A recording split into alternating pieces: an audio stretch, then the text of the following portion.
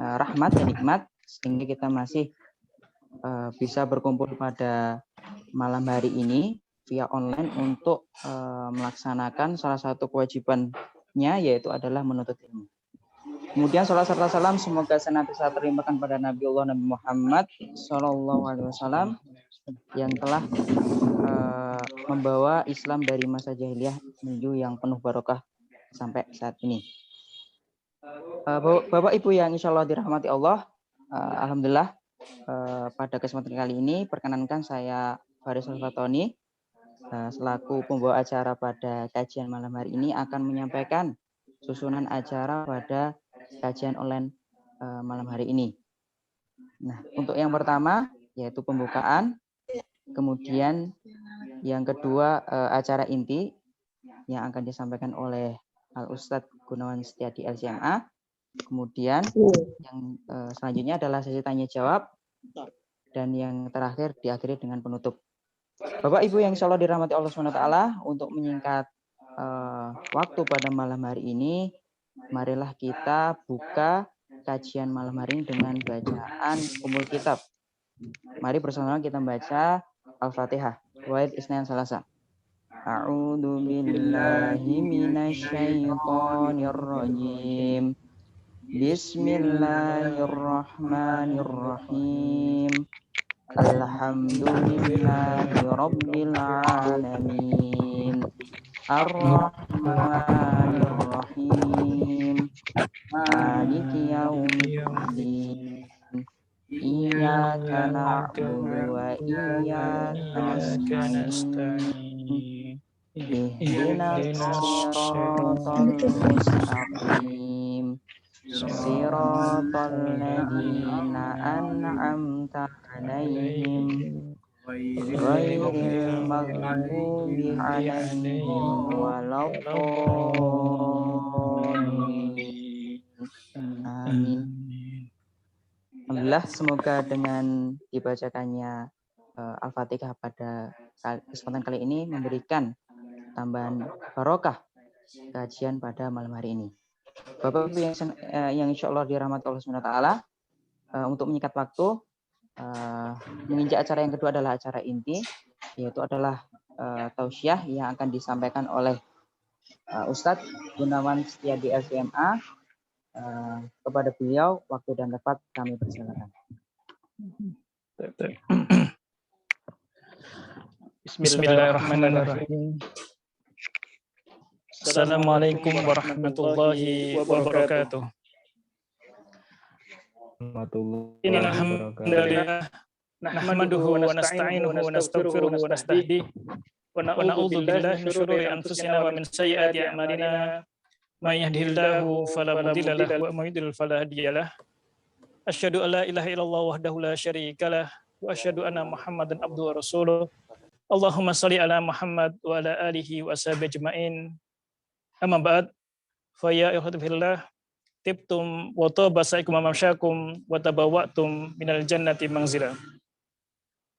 Ikhwati fillah, alhamdulillah di malam hari ini Allah Subhanahu wa taala mengkaruniakan kepada kita nikmat besar, yaitu nikmat untuk bertemu dengan saudara-saudara seiman, saudara-saudara yang insya Allah soleh, dan juga nikmat kesempatan untuk thalabul ilmi, di mana thalabul ilmi adalah merupakan ibadah yang baik.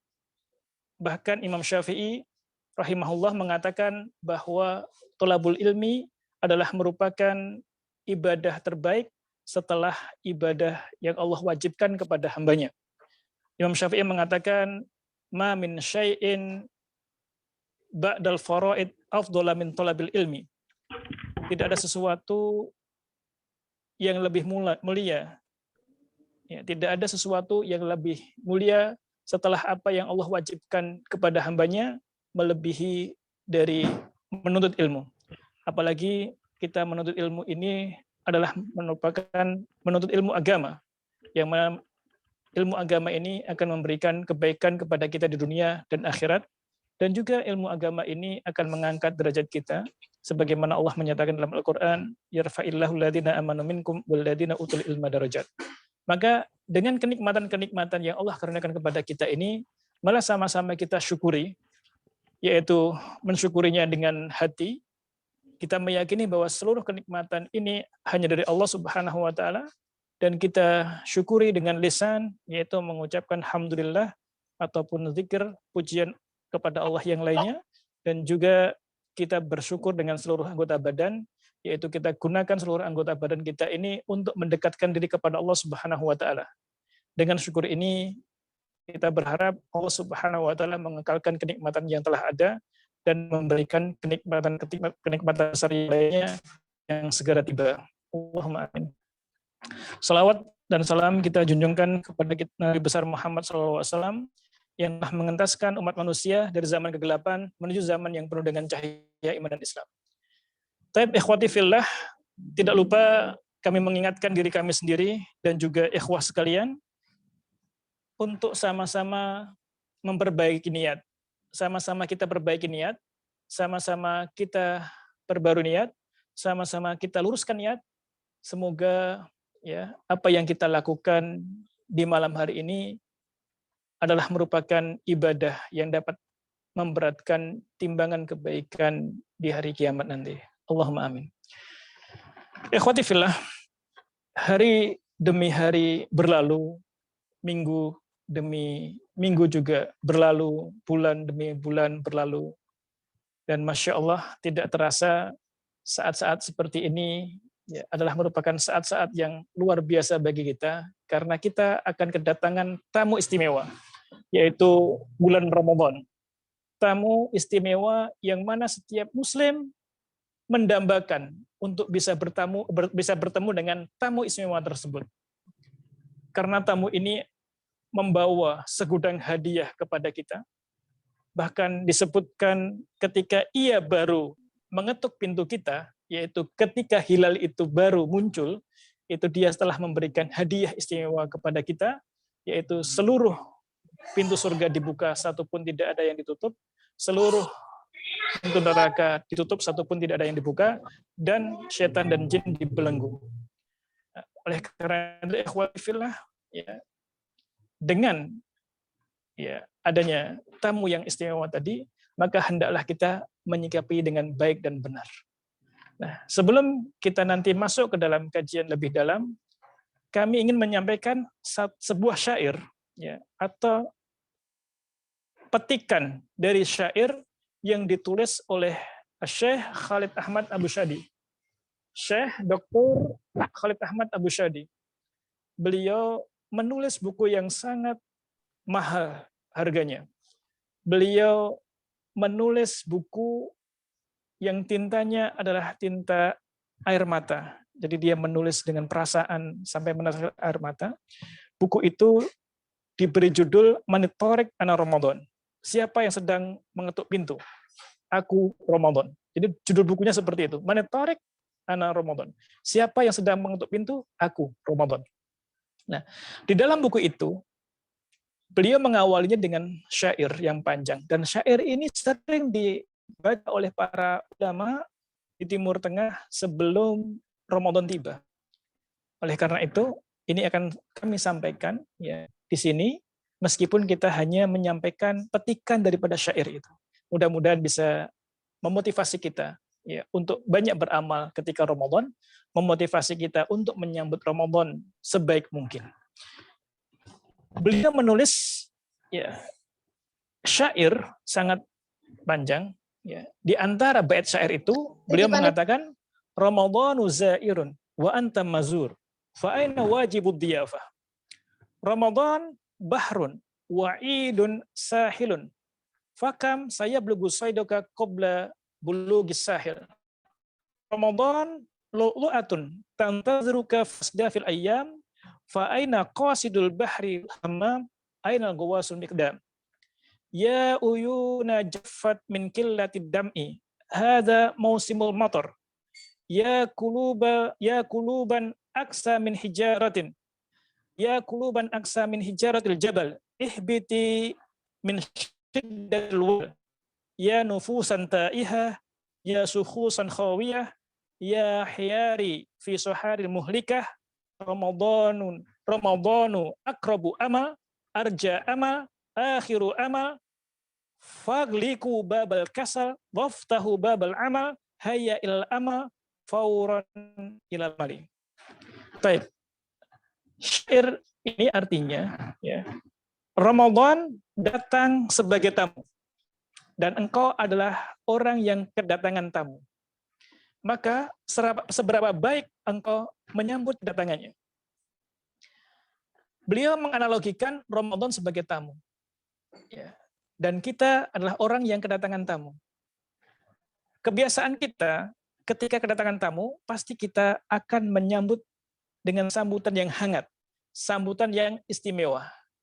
Apalagi tamu ini datang dari jauh, atau datangnya itu hanya setahun sekali. Pasti kita akan berusaha membuat sambutan yang hangat untuknya. Sambutan yang istimewa, sambutan yang sangat baik, ya, saat tamu itu tiba. Maka ikhwati fillah, ini kita diingatkan, Ramadan ini tamu untuk kita yang sudah, ya, sangat dekat dengan kita. Maka sejauh mana persiapan kita untuk menjamu tamu tadi? Seberapa jauh kesiapan ruhiyah kita, jasadiah kita dalam berjumpa atau dalam menjumpai tamu yang istimewa tadi, yaitu Ramadan. Kemudian beliau mengatakan Ramadan bahrun wal idu sahilun. Beliau mengatakan bahwa Ramadan adalah lautan, sedangkan hari raya itu adalah pantainya. Fakam saya blugu saiduka qabla bulughi sahil. Berapa banyak tangkapan yang kamu telah dapati sebelum kalian menepi ke pantai.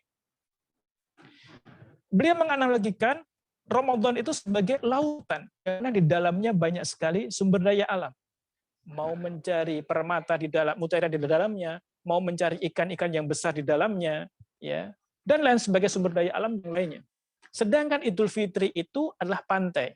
Tentunya kalau kita melihat sumber daya alam di pantai lepas, di tengah pantai dengan di tepian pantai, lebih banyak di tengah pantai. Maka ini diingatkan, beliau mengingatkan kepada kita bahwa Ramadan itu adalah intinya, di mana kita harus banyak, ya, mengambil sumber daya alam di dalam, kita meraih pahala besar di Ramadan itu.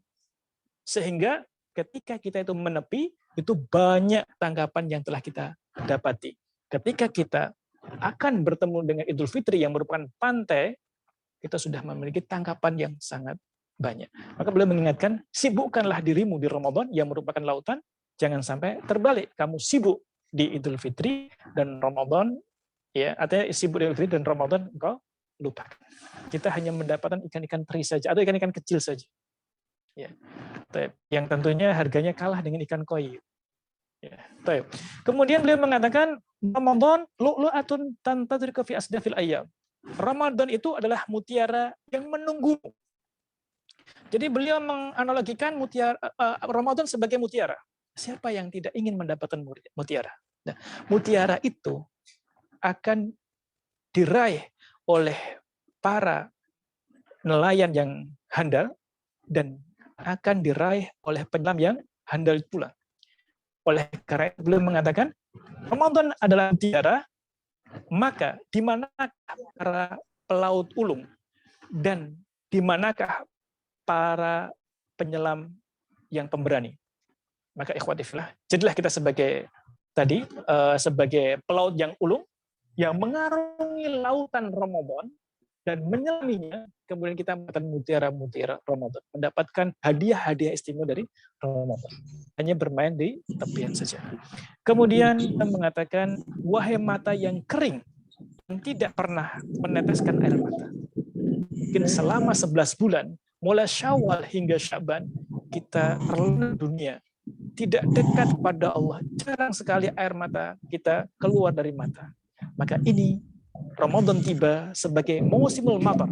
Dia adalah musim penghujan. Keluarkanlah sebanyak mungkin air mata dari matamu. Dengan mendekatkan diri kepada Allah, hati kita merasakan nikmat berdekat dengan Allah, takut kepada Allah, menikmati lantunan Al-Quran sampai kita meneteskan air mata. Meneteskan air mata ketika Ramadan. Ini adalah merupakan musim di mana kita mendekatkan diri kepada Allah, sampai kita meneteskan air mata.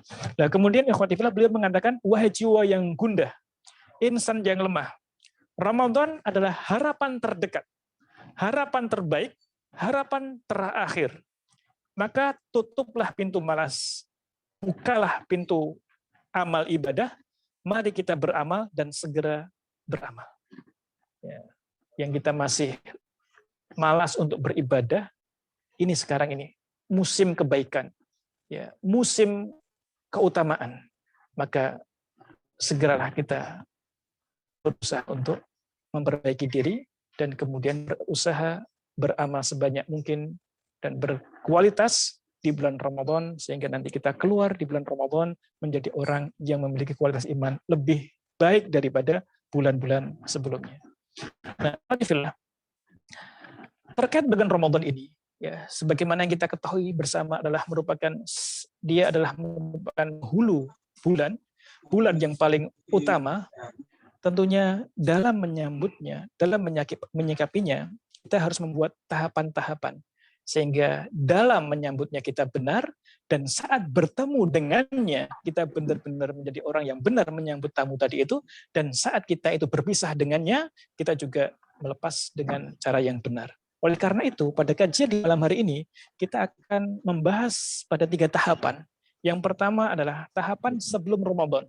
Apa yang perlu kita lakukan? Meskipun saat ini kita sudah di penghujung Sya'ban atau sudah akan memasuki 10 terakhir bulan Sya'ban. Tapi tidak mengapa, insya Allah tidak akan terlambat. Tidak ada kata terlambat untuk berbuat kebaikan. Kita akan membahas tentang tahapan pertama, yaitu sebelum Ramadan, kemudian ketika Ramadan, dan setelah Ramadan. Apa saja yang perlu kita lakukan? Ya, apa saja yang perlu kita lakukan saat menyikapi Ramadan. Nah, pada tahapan yang pertama, yaitu qabla Ramadan, sebelum Ramadan, apa yang perlu kita lakukan? Nah, sebelum Ramadan tiba, maka yang perlu kita lakukan pertama adalah taubat. Yang perlu kita lakukan adalah taubat. Taubat sesungguhnya adalah merupakan perkara yang diperintahkan oleh Allah dan juga diperintahkan oleh Rasulullah SAW.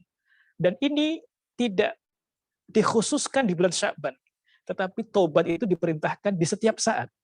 Seorang muslim diwajibkan untuk taubat kepada Allah Subhanahu wa taala di setiap saatnya. Bahkan dalam sebuah hadis yang diriwayatkan oleh Imam Muslim, Rasulullah SAW itu beristighfar dan bertaubat kepada Allah sehari semalam 100 kali. Di hadis yang lain disebutkan 70 kali. Nah, maka ikhwati fillah, di sini saat kita akan bertemu dengan Ramadan, taubat ini harus menjadi suatu perkara yang kita perhatikan benar-benar. Supaya apa? Ikhwati fillah, supaya ketika kita itu ya bertaubat kepada Allah ya, dan juga memohon maaf kepada sesama yang khilafan yang kita lakukan, kita masuk ke dalam bulan Ramadan itu dalam kondisi hati yang lapang dada, hati yang terbuka, salamatus sadr, hati yang bersih, hati yang lapang, hati yang ringan. Sehingga dengan demikian kita akan mendapatkan kemudahan untuk melaksanakan ibadah di bulan Ramadan. Kalau Ramadan itu tiba, sedangkan maksiat-maksiat itu masih banyak di diri kita, maka bisa jadi maksiat-maksiat itu akan menghalangi kita untuk dapat beribadah di bulan Ramadan. Ya, karena ulama mengatakan berapa banyak di antara sesuap nasi yang menghalangi seseorang itu untuk tidak bisa qiyamul lail 1 tahun penuh. Nah, oleh karena itu, inilah waktu di mana kita harus membersihkan kesalahan-kesalahan kita. Kita harus mendekatkan diri kepada Allah dengan istighfar dan taubatan nasuha. Ya. Apa yang kita lakukan ya, yang masuk ke dalam kemaksiatan, ya, kita memohon kepada Allah ampunannya dan kita tinggalkan dengan penuh penyesalan. Dan apabila itu ada hak-hak manusia, maka kita harus kembalikan dan kita minta maaf atas kezaliman yang kita lakukan kepada manusia. Sehingga nanti kita masuk ke dalam bulan Ramadan, hati kita bersih, hati kita ringan, lapang dada, kita bisa maksimal beribadah. Nah, ini yang pertama, kita harus bertaubat. Kemudian yang kedua adalah berdoa. Jadi sebelum Ramadan tiba, hal yang perlu kita lakukan yang kedua adalah berdoa, memperbanyak doa. Disebutkan di sebuah asar bahwa para sahabat atau salafun saleh, orang-orang saleh sebelum kita, itu membagi 1 tahun itu menjadi 2 tahapan. Yaitu 6 bulan sebelum Ramadan, itu mereka gunakan untuk berdoa agar Allah itu mempertemukan mereka dengan bulan Ramadan. Bahkan kita sering ya juga mendengar para ulama, ya, para imam, ya, para asatidzah, ya, para masyayikh saat-saat ini mereka itu berdoa Allah membarik lana fi Sya'ban wa balikna Ramadan. Ya Allah berkailah kami di bulan Sya'ban dan sampaikanlah kami ke bulan Ramadan. Pertemukanlah kami dengan bulan Ramadan. Jadi ulama-ulama sekarang, asatidzah sekarang masyayikh saat ini dan juga kita saya kira juga selalu berdoa seperti ini. Nah, adapun orang-orang sebelum kita, salafun saleh itu berdoa selama 6 bulan penuh agar Allah mempertemukan mereka dengan bulan Ramadan. Maka ikhwati fillah, ya ini insya Allah dengan taufik Allah kita akan dipertemukan dengan bulan Ramadan. Dan setelah itu 5 bulan selanjutnya setelah Ramadan, 5 bulan setelah Ramadan itu para salafun saleh, orang-orang terdahulu kita yang saleh itu berdoa agar Allah Subhanahu wa taala menerima seluruh ibadah yang dilakukan di bulan Ramadan. Jadi mereka berdoa supaya dipertemukan Ramadan itu 6 bulan sebelumnya. Oleh karena itu ikhwati fillah, perbanyaklah doa, malah sama-sama kita memperbanyak doa agar Allah mempertemukan kita dengan bulan Ramadan. Dan juga kita berdoa agar Allah memberikan kita taufik sehingga kita bisa maksimal beribadah di bulan Ramadan. Kemudian apa selanjutnya yang perlu kita lakukan sebelum Ramadan tiba? Yaitu bergembira dengan datangnya Ramadan. Ya, bergembira dengan datangnya Ramadan. Nah, ikhwati fillah, bertemu dengan Ramadan itu adalah merupakan nikmat besar yang Allah karuniakan kepada kita. Ya. Jadi bertemu dengan Ramadan itu adalah merupakan nikmat besar yang Allah karuniakan kepada kita. Kayak seperti sekarang kita bertemu dengan saudara-saudara kita yang saleh, itu juga merupakan nikmat yang Allah berikan kepada kita. Bertemu dengan Ramadan itu juga adalah merupakan nikmat besar yang Allah berikan kepada kita. Kenapa? Karena tadi Ramadan adalah penghulu bulan. Ia adalah bulan yang penuh dengan kebaikan.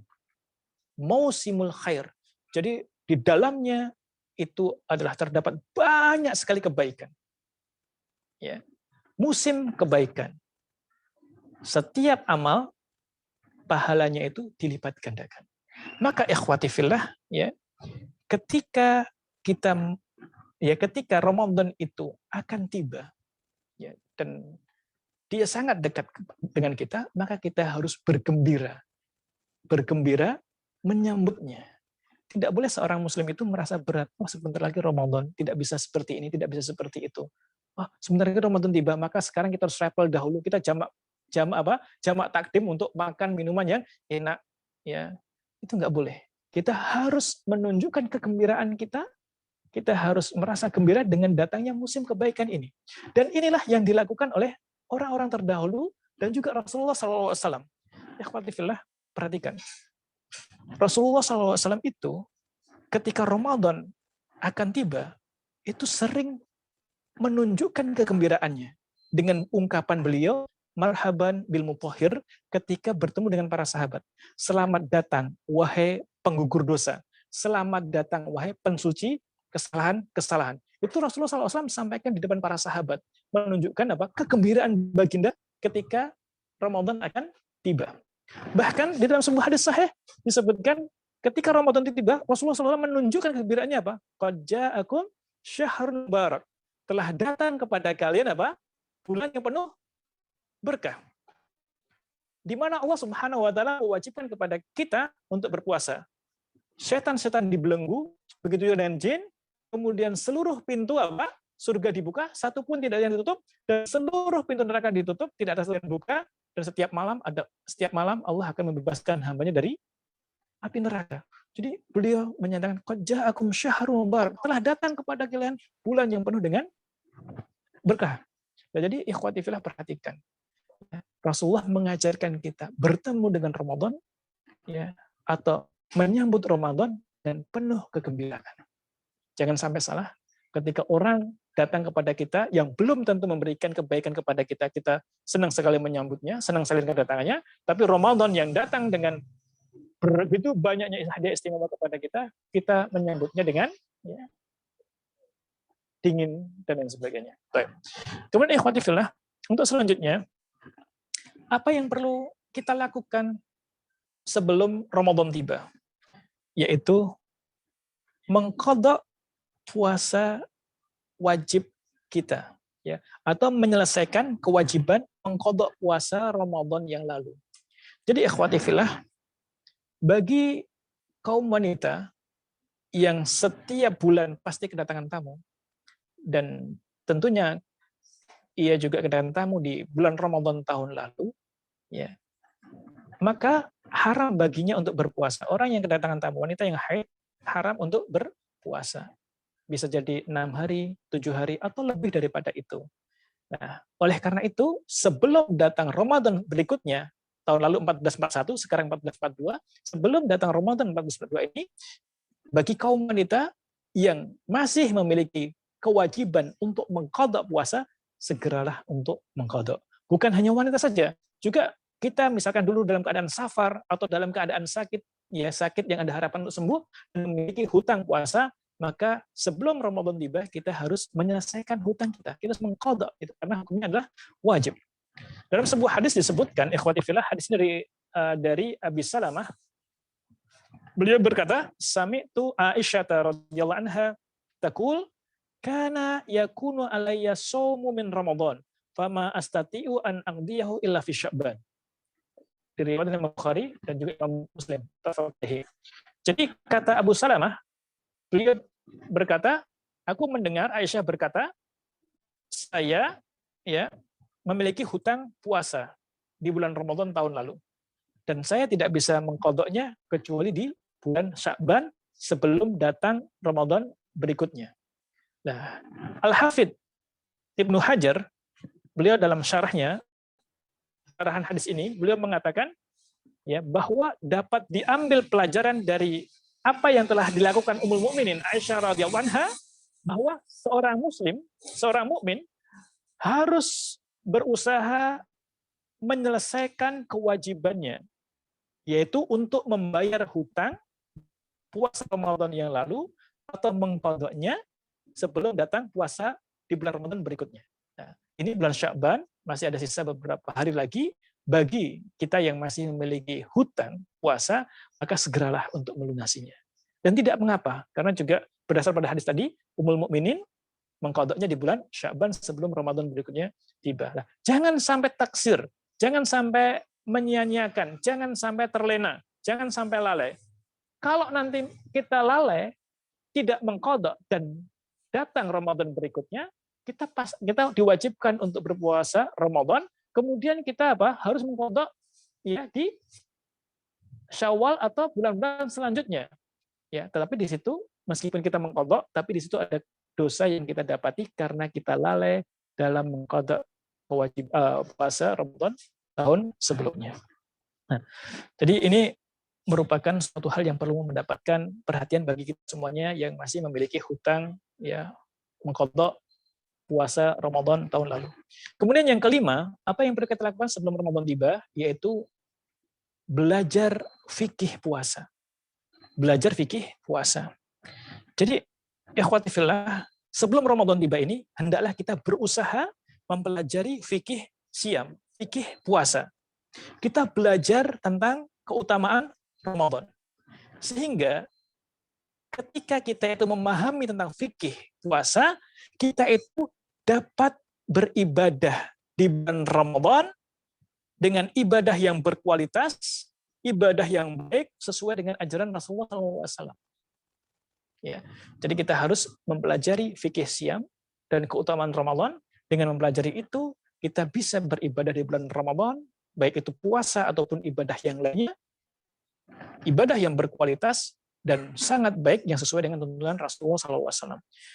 Ramadan tiba, tapi kita tidak mempelajari fikih siam, tidak mempelajari keutamaan Ramadan, bisa jadi nanti kita ibadah yang tidak sesuai dengan tuntunan Rasulullah SAW. Nah, ini mendapatkan ya mendapatkan istilahnya nasihat baik dari Imam Ali radhiyallahu anhu dan juga dari Imam Ghazali rahimahullah. Di dalam sebuah nasihat, Imam Ali mengatakan, Ali bin Abi Thalib, Khalifatul Rasul yang keempat, mengatakan, "Man amila bi ghairi ilmin kana mimma yufsid aksara mimma yuslih."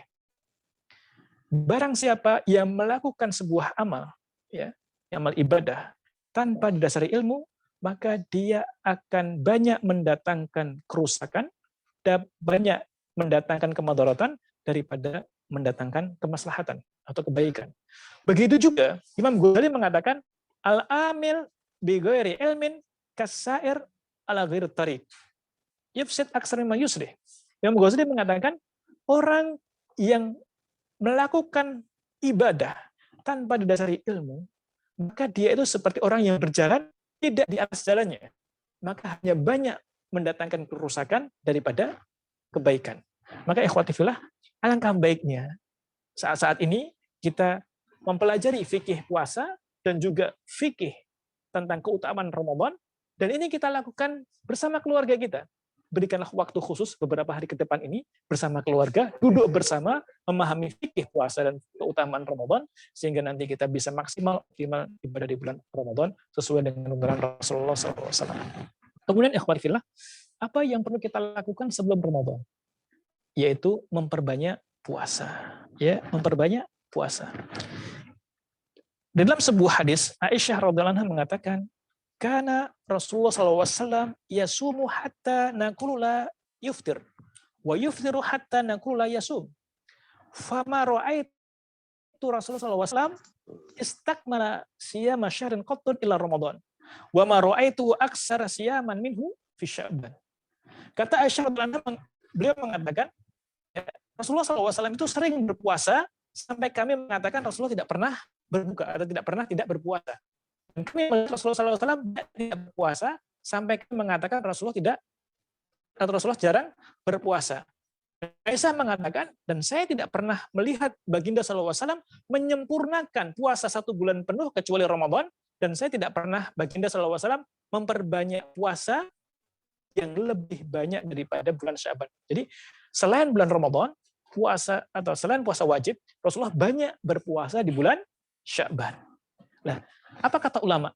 Kata ulama, mengapa Rasulullah SAW memperbanyak puasa di bulan Sya'ban? Ada beberapa sebab. Sebab pertama adalah karena di bulan Sya'ban ini baginda SAW jarang melakukan safar.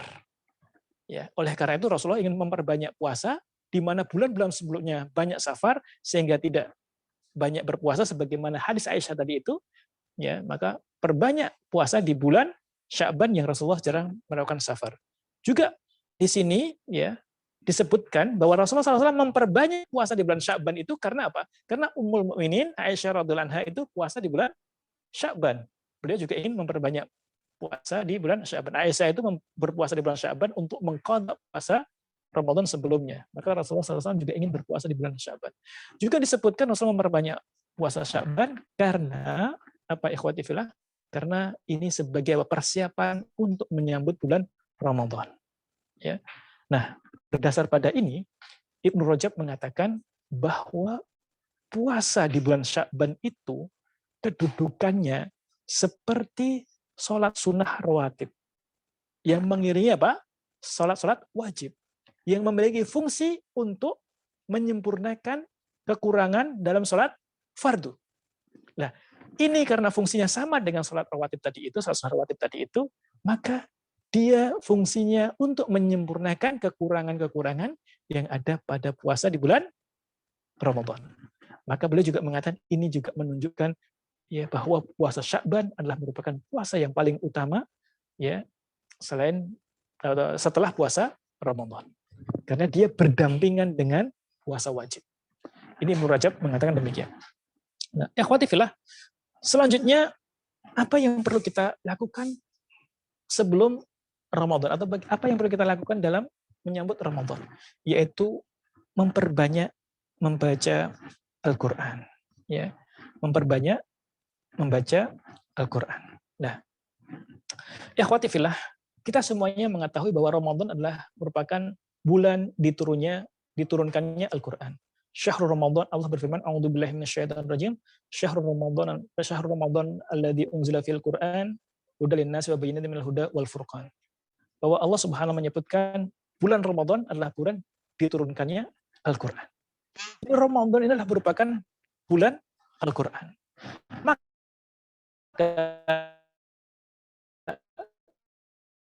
Maka kita harus memperbanyak bacaan Al-Quran di bulan Ramadan. Dan tidak mungkin kita bisa langsung memperbanyak membaca Al-Quran di bulan Ramadan, kecuali kita sudah terbiasa banyak membaca Al-Quran di bulan sebelum bulan Ramadan. Maka ikhwati fillah, hendaklah kita memperbanyak membaca Al-Quran di bulan Sya'ban ini. Sehingga nanti ketika Ramadan tiba, yang merupakan bulan Quran, kita akan ringan membaca Al-Quran. Ada hal yang menarik, yaitu kataan Salamah bin Kuhail. Ya. Salamah bin Kuhail ini adalah merupakan tabi'in dari Kufah. Dan beliau termasuk ruwatul hadis. Beliau meriwayatkan hadis yang sekitar ratusan lebih kurang. Kata Salamah bin Kuhail, bulan Sya'ban, syahrul qurra. Kata beliau apa? Bulan Sya'ban itu adalah merupakan bulannya orang-orang pembaca Al-Qur'an. Jadi di zaman saat itu, ya di zaman tabi'in, dan itu adalah merupakan generasi terbaik setelah generasi sahabat, generasi zaman Rasulullah SAW, itu terbiasa membaca Al-Qur'an di bulan Sya'ban, meningkatkan kuantitas dan tentunya juga kualitas bacaan di bulan Sya'ban. Sehingga nanti ketika Ramadan tiba, bulan Al-Qur'an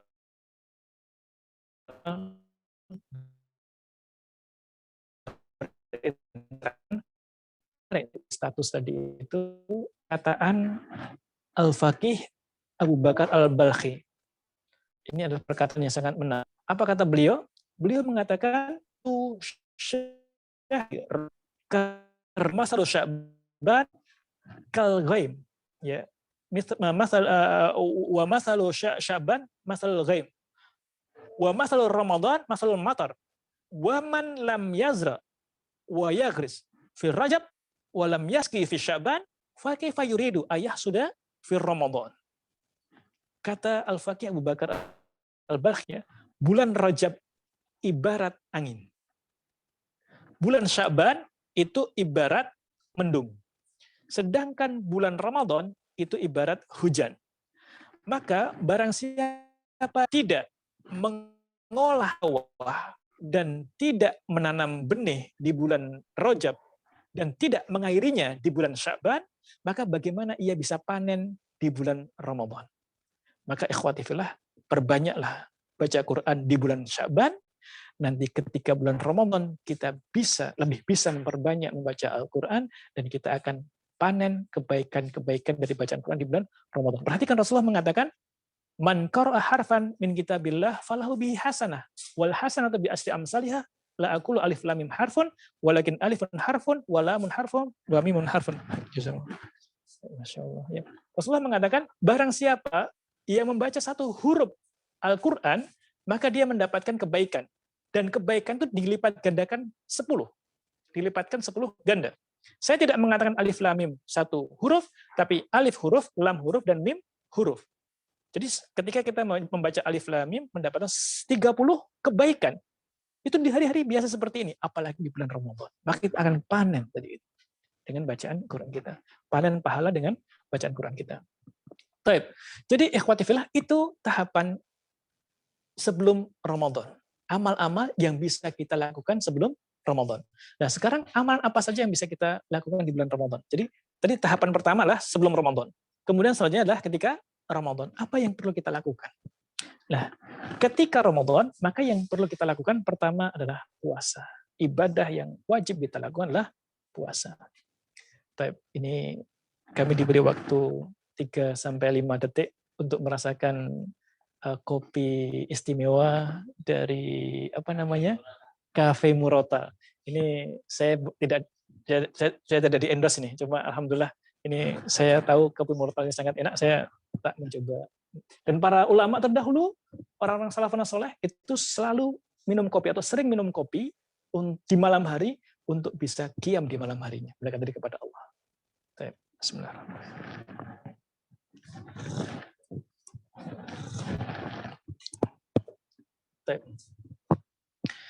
Ikhwati fillah, sekarang kita masuk tahapan berikutnya, yaitu ketika Ramadan.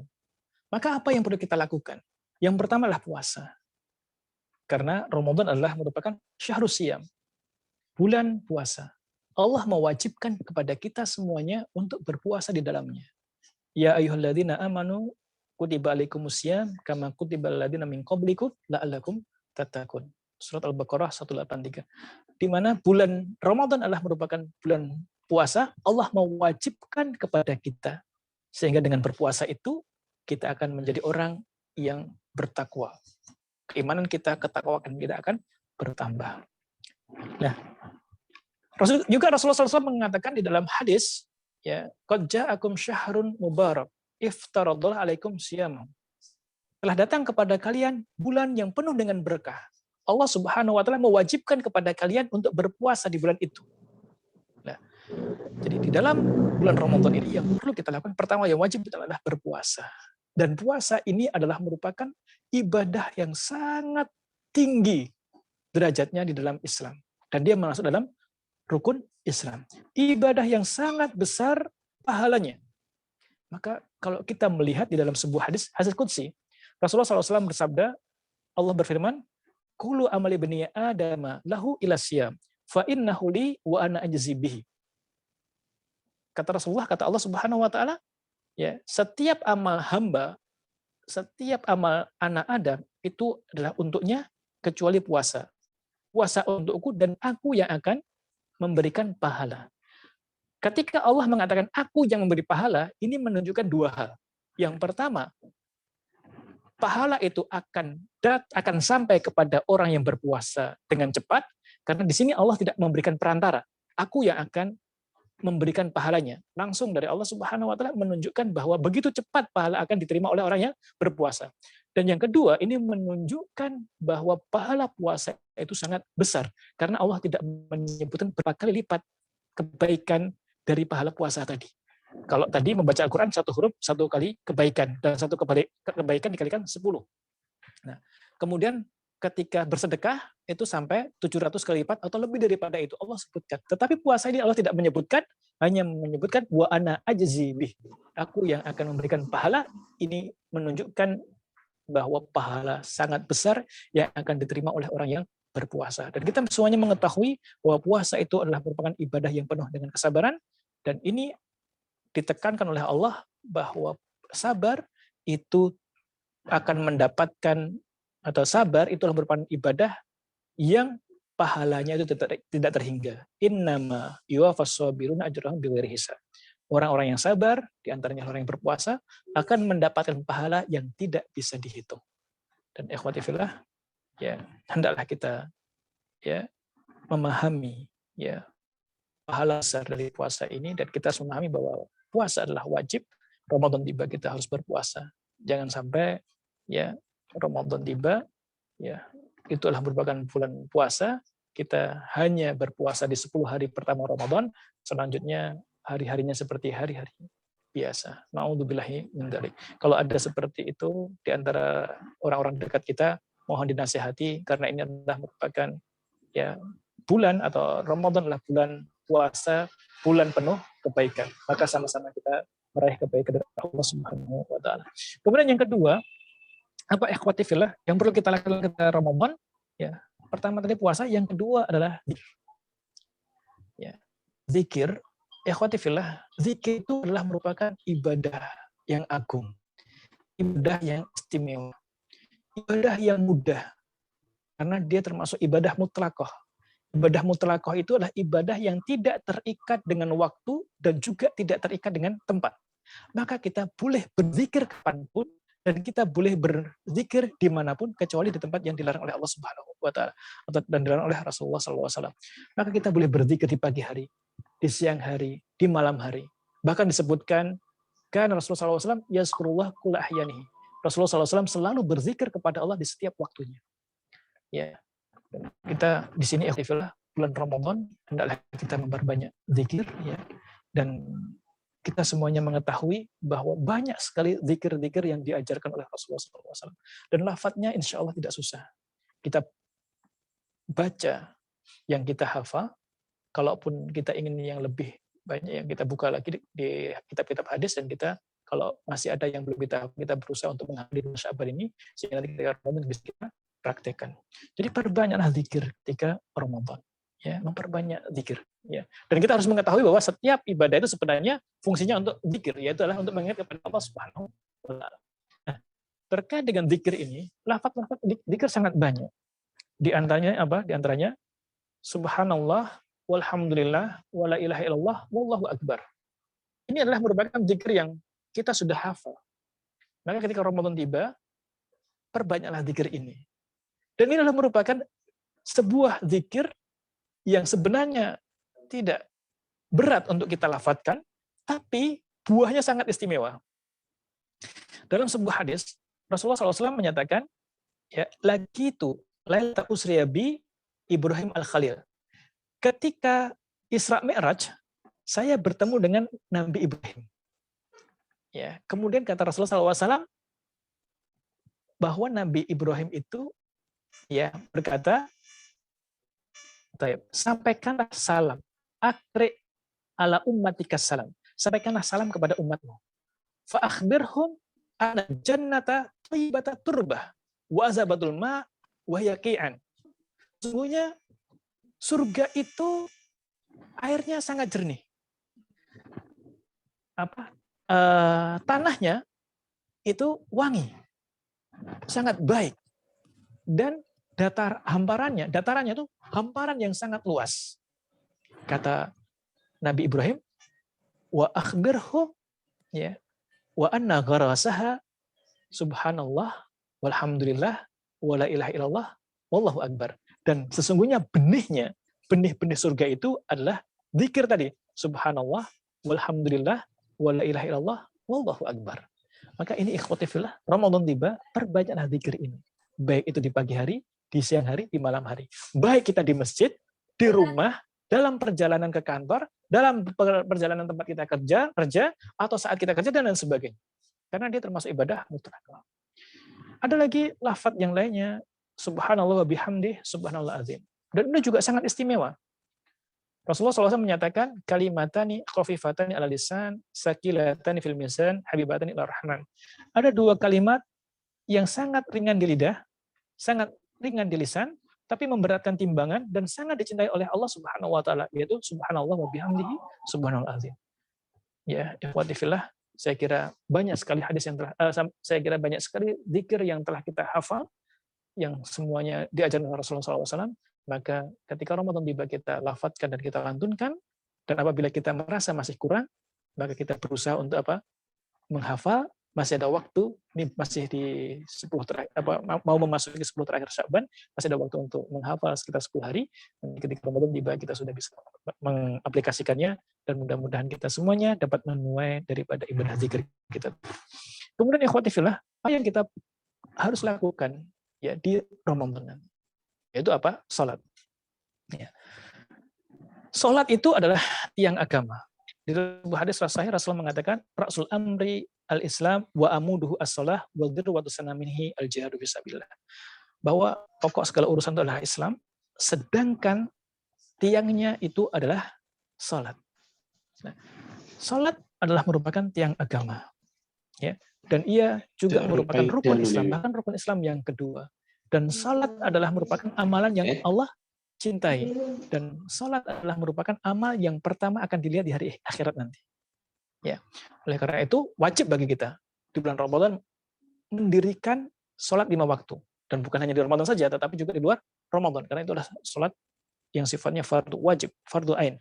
Nah, namun ikhwati fillah, yang dimaksud salat ini adalah salat selain salat 5 waktu. Karena salat 5 waktu sudah pasti kita lakukan selain di bulan Ramadan. Di bulan Ramadan tentu juga kita akan meningkatkan kualitasnya. Nah, ketika Ramadan tiba, kita berusaha memperbanyak salat-salat sunnah. Di antaranya apa? Salat sunnah rawatib. Ya, mungkin di antara kita sudah membiasakannya, sudah berusaha untuk mendirikan salat sunnah rawatib, mengiringi salat fardu. Dan ini dalam sehari semalam ada 12 rakaat. dalam sebuah hadis Rasulullah SAW mengatakan, man sholla fi yaumin wa lailatin sinta asyrata rakaatan bunyalahu baitan fil jannah. Barang siapa yang sehari semalam melaksanakan 12 rakaat salat, maka dia akan disediakan atau dibangunkan rumah di surga, istana di surga, yaitu 4 rakaat sebelum duhur, 2 rakaat setelahnya, 2 rakaat setelah maghrib, 2 rakaat setelah isya, dan 2 rakaat sebelum subuh. Ini adalah sholat sunnah rawatib muakkadah yang sangat dianjurkan atau Rasulullah SAW selalu melakukannya. Nah, jadi yang perlu kita lakukan sholat Ramadan di bulan Ramadan selain tentunya sholat wajib, sholat sunnah rawatib tadi itu. Kemudian apa? Sholat sunnah duha. Kita berusaha untuk mendirikannya. Jadi setelah sholat subuh, setelah sahur, kemudian sholat subuh berjamaah, kita duduk sejenak, berzikir, dan membaca Al-Quran dan berzikir, sampai syuruk, kemudian kita tunggu sejenak, kita sholat 2 rakaat. Ya. Atau kalau tidak bisa, ya nanti sebelum kita bekerja, atau ketika di tengah kita bekerja di kantor, kita sholat 2 rakaat, 4 rakaat, atau sampai 8 rakaat. Ya. Dan juga di malam hari kita mendirikan sholat, yaitu apa? Sholat taraweh. Di mana dalam hadis disebutkan Rasulullah SAW sholat taraweh 11 rakaat. Dan kita juga boleh sholat lebih daripada 11 rakaat. Dan ini adalah hal yang longgar. Mau 11 rakaat, mau lebih daripada itu, bahkan sampai 40 rakaat itu tidak mengapa. Namun kalau kita sholat dalam rakaat yang banyak, harus diperhatikan tentang tomak ninah. Jangan sampai kehilangan tomak ninah dan jangan sampai tidak sampai pada tahapan khusyuk. Banyak boleh, baik insya Allah, tapi perhatikan tomak ninah dan khusyuk. Ya. Kita usahakan sholat di malam hari yaitu sholat taraweh itu kita melakukannya secara berjamaah. Di masa Umar bin Khattab, ya sholat taraweh dilakukan secara berjamaah. Dan ada sebuah hadis, ini disahihkan oleh disahihkan oleh Syekh Albani, bahwa Rasulullah SAW bersabda, Innar rajula idza shalla ma'al imami hatta yansarifa husiba lahu qiyam lailat. Jadi Masya Allah, sesungguhnya seorang mukmin, ketika dia sholat taraweh bersama imam, sampai imam itu meninggalkan sholat, atau sampai sholat itu selesai bersama imam, ya, maka dia itu dihitung mendapatkan pahala qiyamul lail 1 malam penuh. Masya Allah, ini luar biasa di Ramadan ini. Ya, jadi akhwati fillah, ya perbanyaklah sholat, ya sholat sunnah rawatib, kemudian sholat duha, kemudian sholat taraweh, dan juga kalau nanti kita itu tidur, kita terbangun, kita juga boleh melaksanakan sholat tahajud. Baik. Ya akhwati fillah. Kemudian apa yang perlu kita lakukan ketika Ramadan? Yaitu membaca Al-Quran. Ya, membaca Al-Quran. Nah, sebagaimana yang kita sampaikan pada tahapan sebelumnya, bahwa Ramadan itu adalah merupakan bulan Al-Quran. Ya, syahrul Ramadan alladzi unzila fil Quran. Ini bulan di mana Al-Quran diturunkan.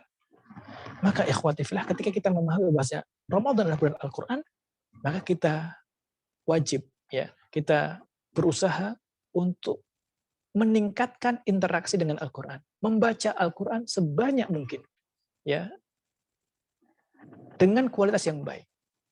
Kalau di luar Ramadan, kita 1 bulan bisa khatam 1 kali. Di Ramadan, kita usahakan minimal bisa khatam 3 kali. Karena salafun saleh, orang-orang terdahulu ketika Ramadan tiba, itu mereka memperbanyak bacaan Al-Quran. Sehingga setiap hari itu di antara mereka ada yang bisa khatam.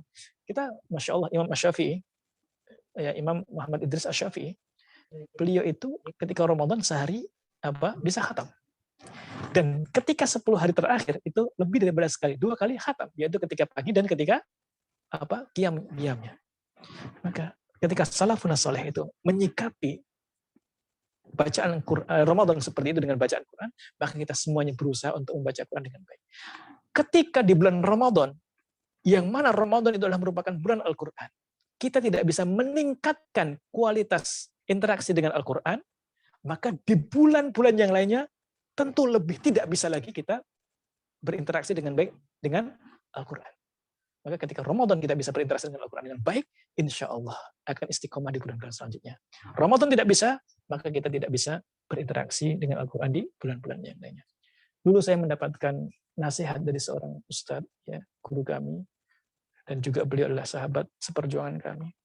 Beliau menasihati kami itu, Adi, kalau kita tidak bisa membaca Al-Quran dalam sehari, kalau kamu tidak bisa membaca Al-Quran dalam sehari, itu bisa jadi bukan karena kamu sibuk, bisa jadi bukan karena kamu malas, tapi itu bisa jadi karena Al-Quran yang tidak mau denganmu. Dan itu adalah musibah yang besar.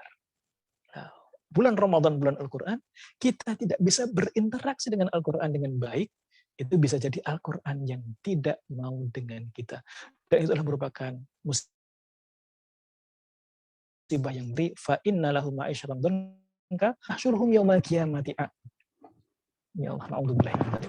Baik, ikhwati fillah, apa yang perlu kita lakukan ketika Ramadan? Selanjutnya adalah memperbanyak sedekah. Ramadan syahrul karam. Ramadan itu adalah bulannya bagi orang-orang yang dermawan. Karena apa? Semua kebaikan dilipat gandakan. Kita mengetahui Allah akan melipat gandakan sedekah 700 kali lipat, bahkan lebih daripada itu. Wallahu yudha'ifu liman yasha. Wallahu wasi'un alim. Dalam surah Al-Baqarah. Jadi bisa dilipat gandakan 700 kali atau bisa lebih daripada itu. Dan kita mengetahui sedekah itu buahnya bukannya di dunia, bahkan di akhirat yang sangat luar biasa. Di dunia, Rasulullah SAW menyampaikan kepada Asma, ya Asma, anfiki walatuki. Anfiki walatusi, fayuhsi Allah alaiki. Walatuki fayuki Allah alaiki. Wahai Asma, berinfaklah kamu, bersedekahlah kamu, dan jangan kamu perhitungan. Kalau kamu perhitungan, maka Allah akan juga hitungan-hitungan dengan kamu. Kalau kamu susah mengeluarkan hartamu untuk bersedekah, maka juga Allah akan susah memberi kamu. Allah Subhanahu wa taala berfirman dalam hadis qudsi, Rasulullah bersabda, Allah berfirman, ya bena Adam unfik alaika. Wahai anak Adam, berinfaklah kamu, maka aku akan berinfak kepada. Maka infak yang Allah berikan kepada kita tentunya lebih baik daripada apa yang kita keluarkan untuk para du'afa. Jadi ini kenikmatan atau balasan di dunia. Balasan di akhirat itu sangat luar biasa. Maka ikhwati fillah, Rasulullah itu adalah orang yang paling dermawan. Kalau kita melihat dalam hadis-hadis, orang datang meminta kepada Rasulullah SAW domba yang berada di antara dua bukit. Diserahkan semuanya kepada Rasulullah SAW. Rasulullah adalah orang yang paling dermawan. Kan Rasulullah SAW ajwadun nas. Wa kana ajwadu ma yakunu fi Ramadan. Rasulullah SAW itu adalah orang yang paling dermawan, dan kedermawan Rasulullah SAW akan lebih nampak ketika di bulan Ramadan. Oleh karena itu, ikhwati fillah, ya, Ramadan ini adalah merupakan bulan sedekah. Malah sama-sama kita memperbanyak sedekah, dan di antara sedekah yang baik di bulan Ramadan itu adalah memberikan proyek, ya, jamuan buka puasa bagi orang yang berpuasa. Jadi nanti sedekah untuk para du'afa, sedekah untuk jamuan buka puasa, itu sangat baik sekali. Karena Rasulullah mengatakan, man fattara shaim. Barang siapa yang memberi buka orang yang berpuasa, falahu ajr. Dia akan mendapatkan pahala orang yang berpuasa, min ghairi an yanqasa minhu syai'an, tanpa mengurangi pahala orang yang berpuasa. Jadi nanti ya, tidak dilihat dari seberapa istimewa makanan yang kita siapkan, tetapi sebenarnya yang dilihat adalah apa yang di dalam hati kita. Ya, jadi jangan terlalu, ini kok cuma ini, saya hanya membuat seperti ini, saya malu kok dilihat tetangga-tetangga. Tidak perlu. Karena yang dilihat oleh Allah bukan banyak dan sedikitnya apa yang kita berikan, tetapi yang dilihat oleh Allah Subhanahu wa taala apa yang di hati kita. Maka apapun yang kita miliki, kita berikan untuk para kaum muslimin yang berpuasa. Insya Allah kita akan banyak mendapatkan pahala dari masalah tersebut. Kemudian yang selanjutnya yang kita lakukan di bulan Ramadan, yaitu adalah membayar zakat. Membayar zakat, yaitu zakat ini utamanya adalah zakat fitrah. Kalaupun zakat mal juga nggak apa-apa kita lakukan di bulan Ramadan, bagus juga.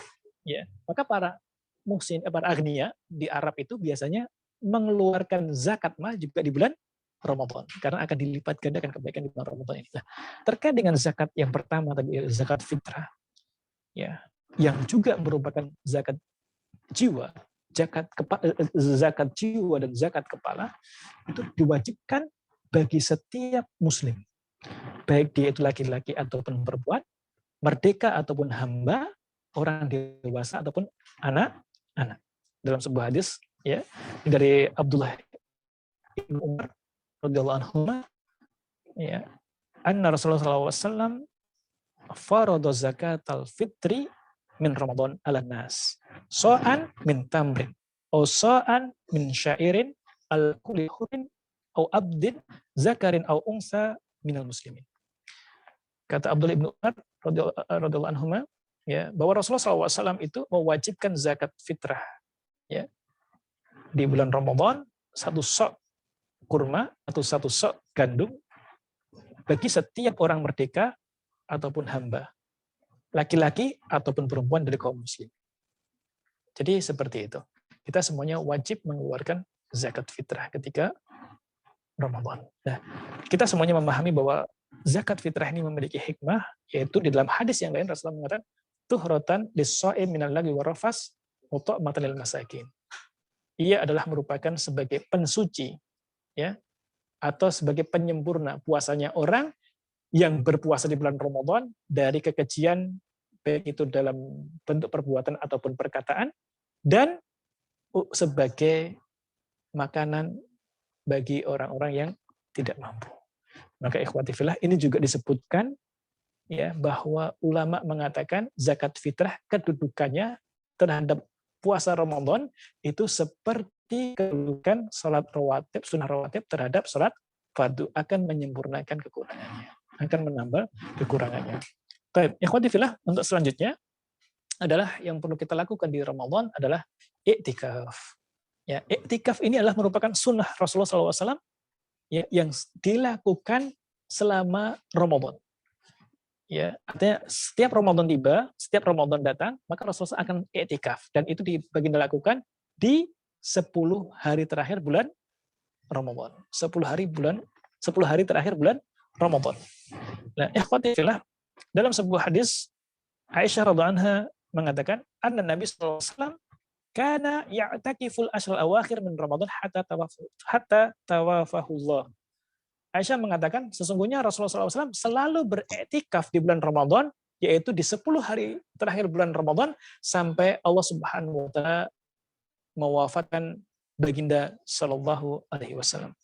Iktikaf ini ya selalu dilakukan Rasulullah SAW di 10 hari terakhir di bulan Ramadan, ya. Dan ikhwati fillah, ini bukan hanya beliau sendiri, tetapi beliau mengajak keluarganya.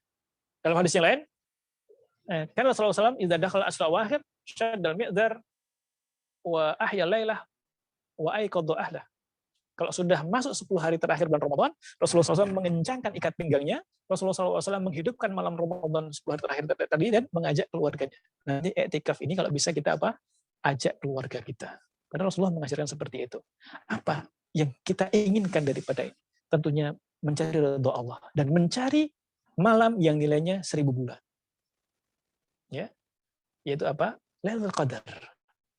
Karena Rasulullah mengatakan itu terjadi pada 10 hari terakhir bulan Ramadan, dan itu terjadi pada hari yang ganjil. Maka Rasulullah SAW sangat menganjurkan umatnya untuk mengejarnya. Dalam hadis Rasulullah mengatakan iltamisuha, kejar dia, taharau, jangan sampai ketinggalan. Ya, terkait dengan Lailatul Qadar. Karena ini adalah yang sangat biasa. Di mana suatu kebaikan amal ibadah yang kita lakukan di malam itu nilainya lebih baik daripada amal kebaikan yang dilakukan selama 1000 bulan.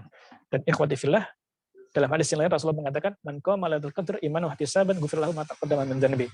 Barang siapa yang beribadah di malam Lailatul Qadar dengan keimanan dan mengharap ridha Allah, maka Allah akan mengampuni dosa-dosanya. Ini adalah apa yang kita lakukan di Ramadan. Tadi tahapan pertama sebelum Ramadan, kemudian selanjutnya di Ramadan, ya ketika bertemu dengan Ramadan, dan yang tahapan yang ketiga adalah setelah Ramadan. Setelah Ramadan apa yang kita lakukan? Setelah Ramadan yang kita lakukan yaitu ikhwati fillah, pertama adalah Idul Fitri. Ya, Idul Fitri. Idul Fitri itu adalah merupakan salah satu di antara syiar-syiar Islam.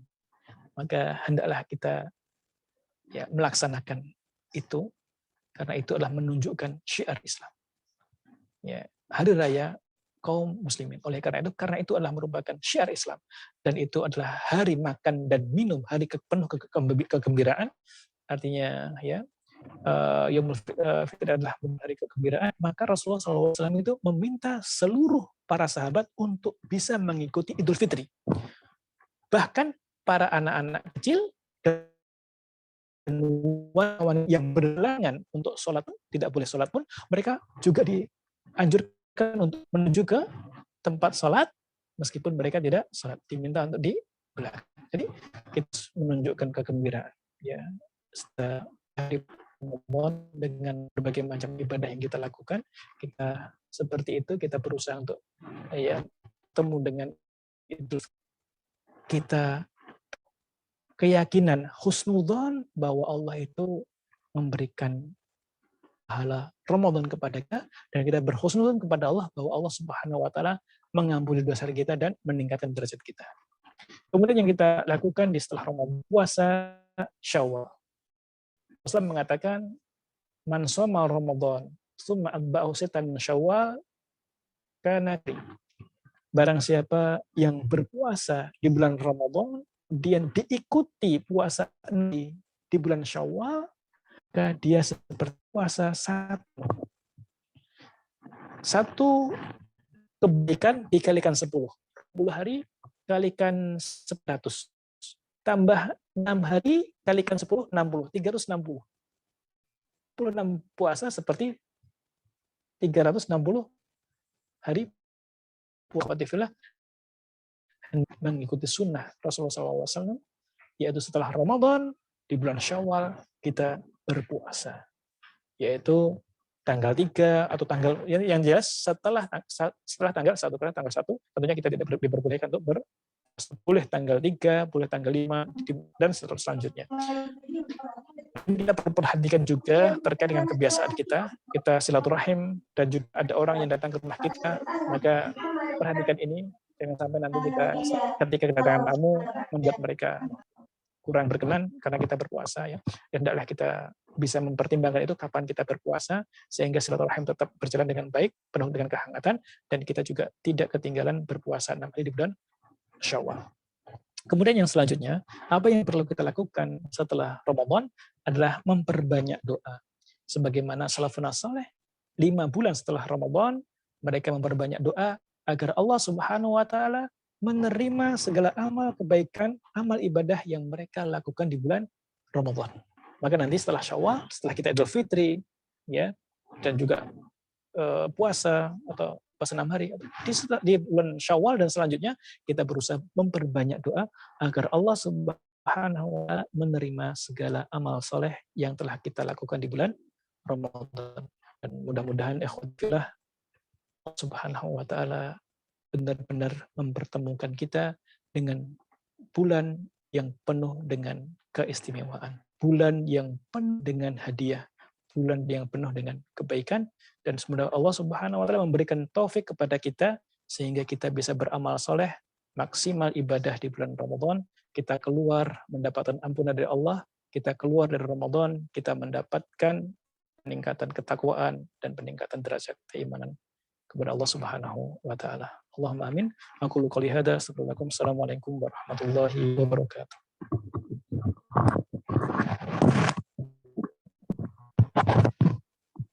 Waalaikumsalam warahmatullahi wabarakatuh. Jazakumullah khair kepada Ustaz Adi yang telah menyampaikan materi apa yang harus kita persiapkan untuk menyambut datangnya Ramadan kali ini. Bapak, Ibu yang insya Allah dirahmati Allah SWT, menginjak acara selanjutnya yaitu sesi tanya jawab. Ya. Alhamdulillah sudah ada 3 pertanyaan yang masuk, akan kami bacakan. Yang pertama dari Pak Rahardian dan keluarga.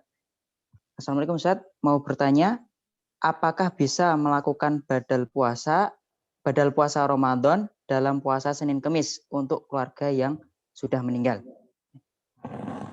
Ustaz bisa langsung disampaikan.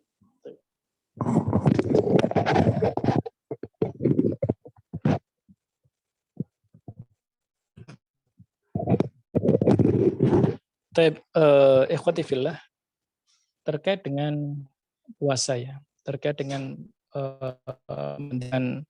puasa ini, di dalam sebuah hadis disebutkan bahwa barang siapa yang memiliki dia memiliki hutang berpuasa kemudian meninggal, soma anhu waliyuhu. Tadi akan diganti puasanya oleh walinya atau orang yang ditinggalkannya. Sebenarnya dalam hal ini ulama ada perbedaan pendapat ya. Sekarang dalam hal ini tadi yang ditanyakan apakah kita boleh mengqadanya bersamaan dengan puasa Senin dan Kamis. Di sini harus kita pahami ketika kita mengqadha Ramadan itu Ramadan hukumnya wajib ya, niatnya cukup dengan mengqadha puasa Ramadan saja. Kalau itu kita lakukan di hari Senin dan Kamis, ya tetap niatnya adalah untuk puasa qadha Ramadan. Tidak perlu nanti diikutkan niat untuk puasa Senin dan Kamis. Ya. Mudah-mudahan ketika kita berpuasa qadha tadi itu, dan untuk semuanya yang kita memiliki hutang, kalau kita lakukan di Senin dan Kamis, meskipun kita tidak niatkan untuk puasa Senin dan Kamis, kita khususkan untuk niat mengqadhanya, mudah-mudahan selain mendapatkan pahala qadha tadi itu juga mendapatkan mendapatkan nilai puasa sunnah juga. Tapi yang jelas kita niat qadha saja, jangan sampai nanti digabungkan. Juga nanti ketika puasa di bulan Syawal, jangan sampai nanti digabungkan niat untuk mengqadha dan juga niat untuk puasa di bulan Syawal. Itu nggak boleh juga.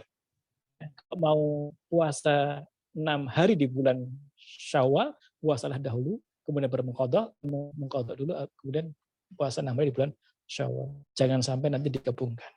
Ya, jadi kembali kami sampaikan ketika nanti kita puasa, mengqadha puasa Ramadan, dan itu di hari Senin dan Kamis, niatnya cukup untuk niat puasa qadha saja. Tidak diikuti dengan qadha dan sunnah itu. Alam.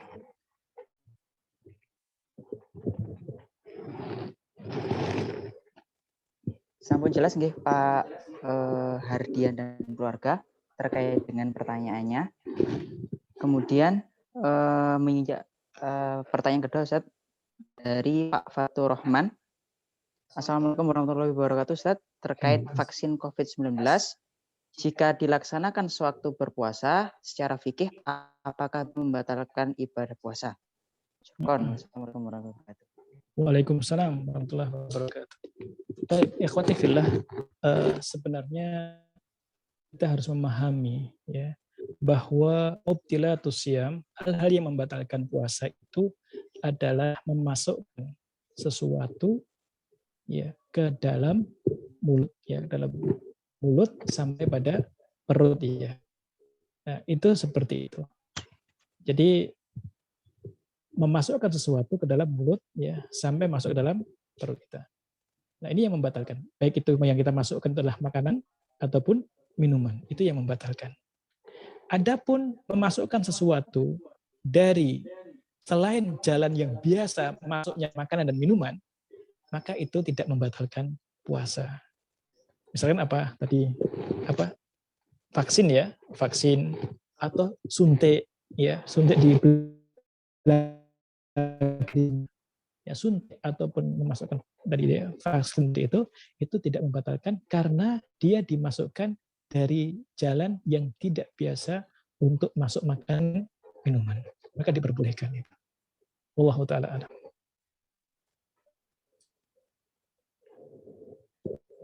Ya, alhamdulillah sampun jelas nggih Pak Fatur Rahman terkait dengan hukum apakah vaksin COVID-19 itu bisa membatalkan puasa itu. Nah, selanjutnya Ustaz dari Syamil Aziz bertanya Ustaz, apa saja tanda-tanda puasa kita diterima oleh Allah Subhanahu wa taala? Baik. Ikhwati fillah, terkait dengan tanda-tanda ibadah kita diterima oleh Allah Subhanahu wa taala, ini para ulama menyatakan bahwa bukan hanya ibadah saja, tetap termasuk dengan Lailatul Qadar. Kita mendapatkan Lailatul Qadar itu adalah tanda-tandanya itu Allah itu memberikan kemudahan bagi kita untuk melakukan amal-amal soleh selanjutnya. Jadi setelah kita berpuasa, kemudian kita masuk ke bulan Syawal, ya kita itu lebih ringan, lebih mudah untuk melakukan amal-amal soleh. Maka ini insya Allah tanda bahwa amal soleh kita di bulan Ramadan diterima oleh Allah Subhanahu wa Ta'ala. Jadi tidak boleh kita, alhamdulillah kita terima oleh Allah, tidak bisa seperti itu. Oh si fulan, ini ya ini adalah merupakan tanda-tanda yang dikatakan oleh para ulama, dan ini tidak merupakan suatu kepastian bahwa pasti dengan seperti itu, tidak. Tapi inilah merupakan tanda yang yang secara yang mudah-mudahan ini adalah merupakan amal saleh kita diterima oleh Allah Subhanahu wa Ta'ala. Bahwa amal saleh kita diterima itu kita lebih mudah melakukan amal saleh setelah kita melakukan amal saleh sebelumnya. Ramadan kita etika, Ramadan kita memperbanyak ibadah, baca Quran, kemudian bulan Syawal, kemudian Dzulqa'dah, Dzulhijjah kita mudah sekali untuk melakukan ibadah-ibadah. Maka ini salah satu bahwa amal-amal kita itu diterima oleh Allah Ta'ala. Dan ini juga kita bisa melihat dalam tafsir Taisir Karimi Rahman, karangan Syekh Abdurrahman As-Sa'di, ketika beliau menafsirkan fi qulubihim maradun fazadahum maradun. Ya. Dia menyatakan seperti ini, orang yang melakukan kesalahan maka dia itu akan mendapatkan ganjaran, ya, balasan di dunia itu melakukan kesalahan yang semisal dengannya atau yang lebih buruk daripadanya, dan di akhirat akan mendapatkan azab yang lebih pedih, akan mendapatkan azab yang pedih. Dan orang yang melakukan kebaikan maka pahalanya itu di dunia dia akan mendapatkan kemudahan untuk melakukan amal soleh yang sama atau amal soleh yang lebih daripada itu, dan kita akan mendapatkan tempat yang baik. Maka ini adalah merupakan isyarat, ya, di antara tanda amal kita diterima adalah kita ringan untuk melakukan ibadah setelah kita melakukan ibadah-ibadah sebelumnya. Wallahu ta'ala a'lam. Jazakallah khair kepada Syamil Aziz yang telah bertanya terkait dengan tanda-tanda puasa, apa saja tanda-tanda puasa kita diterima oleh SWT. Kemudian Ustaz, untuk pertanyaan selanjutnya yaitu dari Pak Giatmo, bertanya, bagaimana puasa orang yang menyusui bayi baru kurang dari 1 tahun? Baik, ikhwati fillah, di dalam hal ini yaitu orang yang menyusui dan juga orang yang hamil, di sini ada 2 pendapat, ikhwati fillah. Ya, sahabat Rasulullah SAW, Abdullah bin Abbas dan beberapa sahabat yang lain menyatakan bahwa wanita yang sedang hamil dan juga orang yang menyusui, wanita yang menyusui, maka dia mau wadina yutikun fidyatu tu'amu miskin. Jadi wanita yang hamil dan juga wanita yang menyusui, dia masuk dalam firman Allah tadi itu. Maka dia tidak berpuasa, tapi wajib bayar fidyah. Setiap hari memberikan makanan bagi orang miskin. Ya, fidyatun miskin. Ini pendapat Abdullah bin Abbas dan beberapa sahabat Rasulullah yang lainnya. Tapi di sana ada pendapat, ya, bahwa al-murdi, ya, orang yang menyusui dan juga orang yang hamil itu mereka nanti mengqadha. Mereka mengqadha. Nah, dari 2 pendapat seperti ini, ada pendapat ulama kontemporer menyatakan untuk menggabungkan 2 pendapat ini, maka kita bisa melihat kondisi wanita. Kalau wanita tersebut setelah hamil, melahirkan, kemudian hamil lagi dalam waktu yang tidak berjauhan, misalkan dalam 1 tahun setelah melahirkan, dia hamil lagi, maka itu alangkah baiknya mengambil pendapat Abdullah bin Abbas. Itu membayar fidyah, sehingga tidak membahayakan ibu dan anaknya. Tapi bagi mereka mengikuti tanzimul mengikuti program untuk memprogram kehamilan, maka dia bisa berpendapat selain Abdullah bin Abbas, yaitu mengqadha puasa. Karena misalkan dia hamil tahun ini, kemudian melahirkan, kemudian ingin hamil lagi, ya merencanakan hamil 3 tahun lagi atau 4 tahun lagi, maka alangkah baiknya mengambil pendapat kedua, yang mana dia mengqadha puasa. Jadi ikhwati fillah, dalam ini ada beberapa pendapat boleh saya sampaikan. Abdullah bin Abbas dan pendapat sahabat yang lainnya, dia termasuk wa'alladzina yutiquna fidyatun ta'am miskin. Dimasuk di dalamnya adalah wanita yang menyusui dan wanita yang hamil. Kemudian pendapat yang kedua, mereka mengqadha, tapi ulama menjelaskan ya asalnya yang menggabungkan di antara dua pendapat tadi, itu bisa dilihat daripada kondisi wanita tadi itu. Kalau dia itu memang dalam waktu yang sangat pendek, hamil lagi dan hamil terus, maka dia bisa mengambil pendapat Abdullah bin Abbas. Tapi kalau dia merencanakan setiap 3 tahun sekali hamil atau 4 tahun sekali, maka dia baik mengambil pendapat yang kedua. Wallahu ta'ala a'lam. Ya, sama jelas nggih Pak Giatmo terkait hukum puasa orang yang menyusui. Kemudian untuk pertanyaan selanjutnya yaitu dari Bu Sutini. Bagaimana cara membayar fidyah untuk orang tua yang sudah tidak kuat puasa dan berapa banyaknya? Ikhwati fillah, terkait dengan membayar fidyah bagi orang yang tidak berpuasa ya. Jadi orang membayar fidyah itu, siapakah mereka yang membayar fidyah? Di antaranya tadi ya, kalau mengambil pendapat Ibnu Abbas, yaitu adalah mereka yang hamil, mereka yang menyusui. Nah, selain itu adalah orang yang sakit, yang tidak ada harap untuk sembuh. Kemudian al-ajuz, mereka yang sudah tua, yang tidak mampu untuk berpuasa. Kemudian ashabus syaqqah, ya umal asyab, mereka yang bekerja, kerjanya sangat benar-benar sangat berat sekali. Ya, itu juga boleh membayar fidyah. Dan nah, terkait dengan fidyah, ya ikhwati fillah, itu kapan membayarnya? Itu kalau sudah datang masa wajib dia membayar fidyah, yaitu ketika datang bulan Ramadan.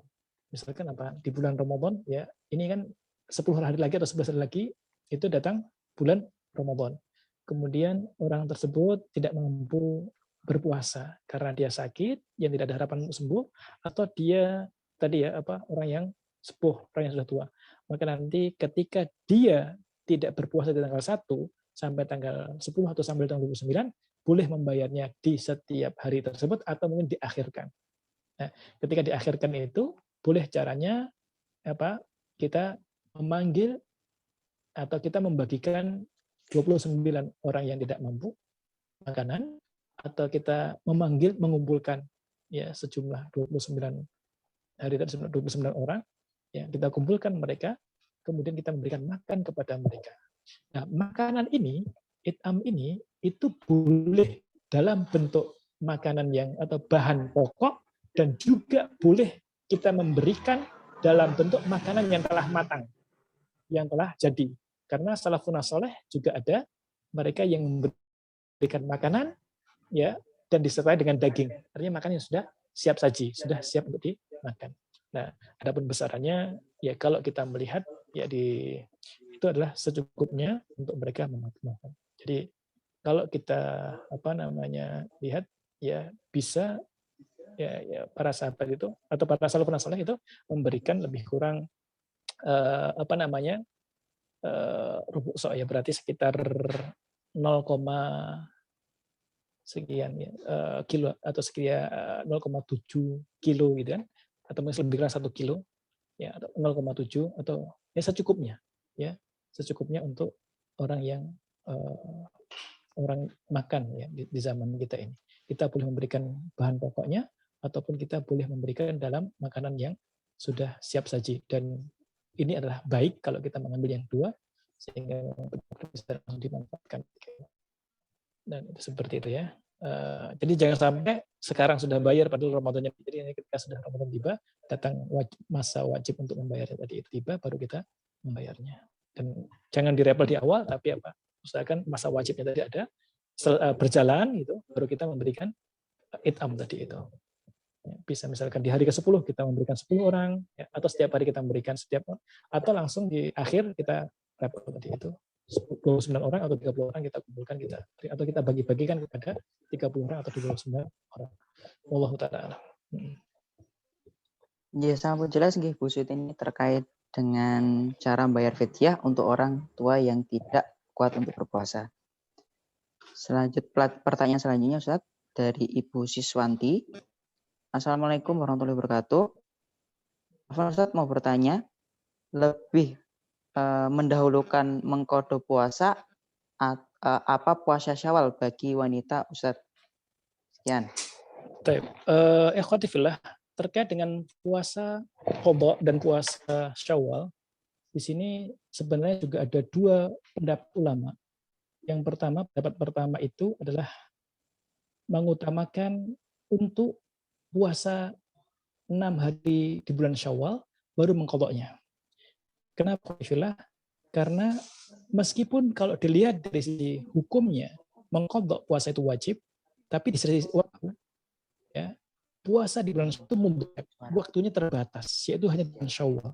Sedangkan mengqadha Ramadan itu waktunya muasa. Bisa kita lakukan sampai Sya'ban sebelum datangnya Ramadan tahun depannya. Sehingga ketika dilihat dari waktu itu, Ramadan, puasa Syawal itu adalah mendoyak, terbatas di bulan Syawal saja, sedangkan itu puasa sampai Sya'ban tahun depan, maka pendapat pertama lebih mengutamakan puasa Syawal dahulu, baru mengqadhanya. Dan ini juga dikuatkan bagaimana Ummul Mukminin Aisyah radhiyallahu anha mengqadha puasa Ramadan di bulan Sya'ban sebelum datangnya Ramadan tahun depannya. Pendapat yang kedua itu adalah apa? Ikhwati fillah, mengutamakan mengqadha puasa 6 Syawal dahulu. Mengqadha puasa di bulan Ramadan, mengutamakan mengqadha puasa Ramadan di bulan Syawal. Ya. Setelah mengqadha baru puasa 6 hari. Karena mengambil dohir hadis man soma Ramadan sumbahu stan Syawal.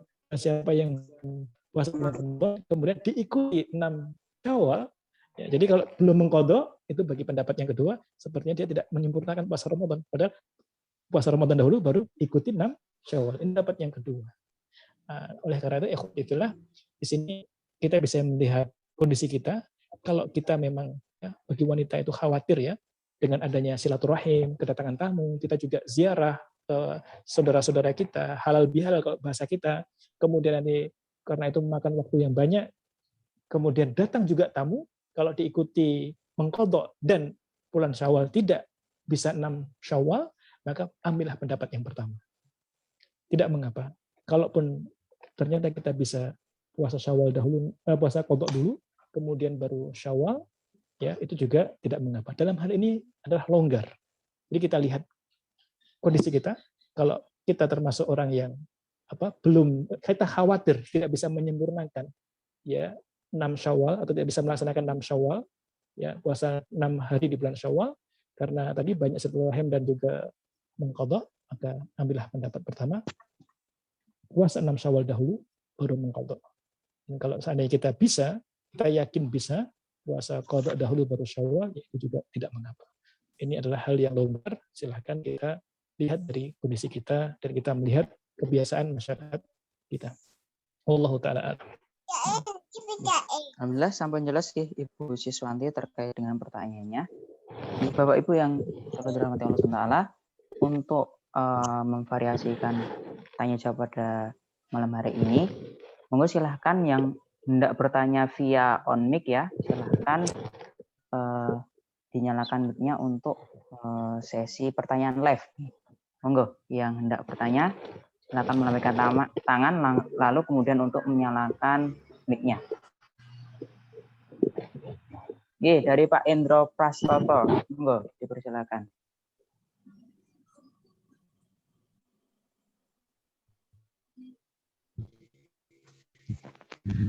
Itu menambahkan mengqadha dulu, atau kalau saya mantapnya itu yang mengqadha dulu, karena kan kita nggak tahu ya umur kita itu sampai kapan gitu, jangan-jangan nanti utang kita belum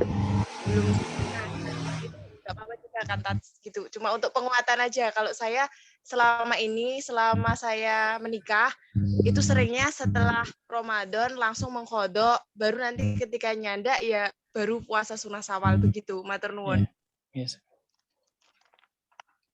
Ya, Bang Ustaz.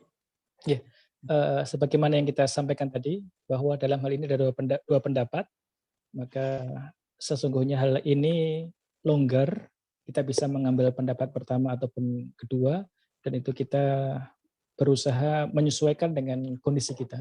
Dan sesungguhnya dalam fikih itu perbedaan pendapat itu adalah merupakan hal yang biasa, dan tentunya kita saling menghormati sesama muslim dalam perbedaan pendapat yang sifatnya furu' cabang ya. Allah taala alam. Jadi alhamdulillah kalau Ibu seperti itu baik. Ya, kalaupun ada yang mengambil pendapat pertama juga insya Allah baik. Allah taala alam.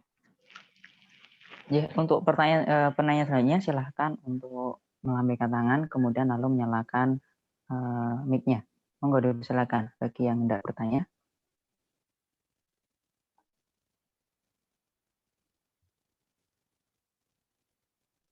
Ada tidak? Kalau mboten, kalau tidak ada, kita lanjutkan untuk pertanyaan via room chat, ya. Ya, ada.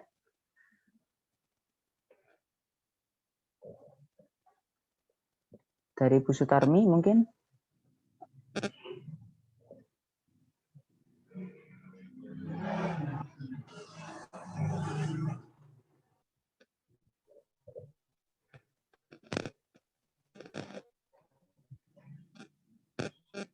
Kalau tidak ada, kita lanjutkan untuk pertanyaan via room chat, ya.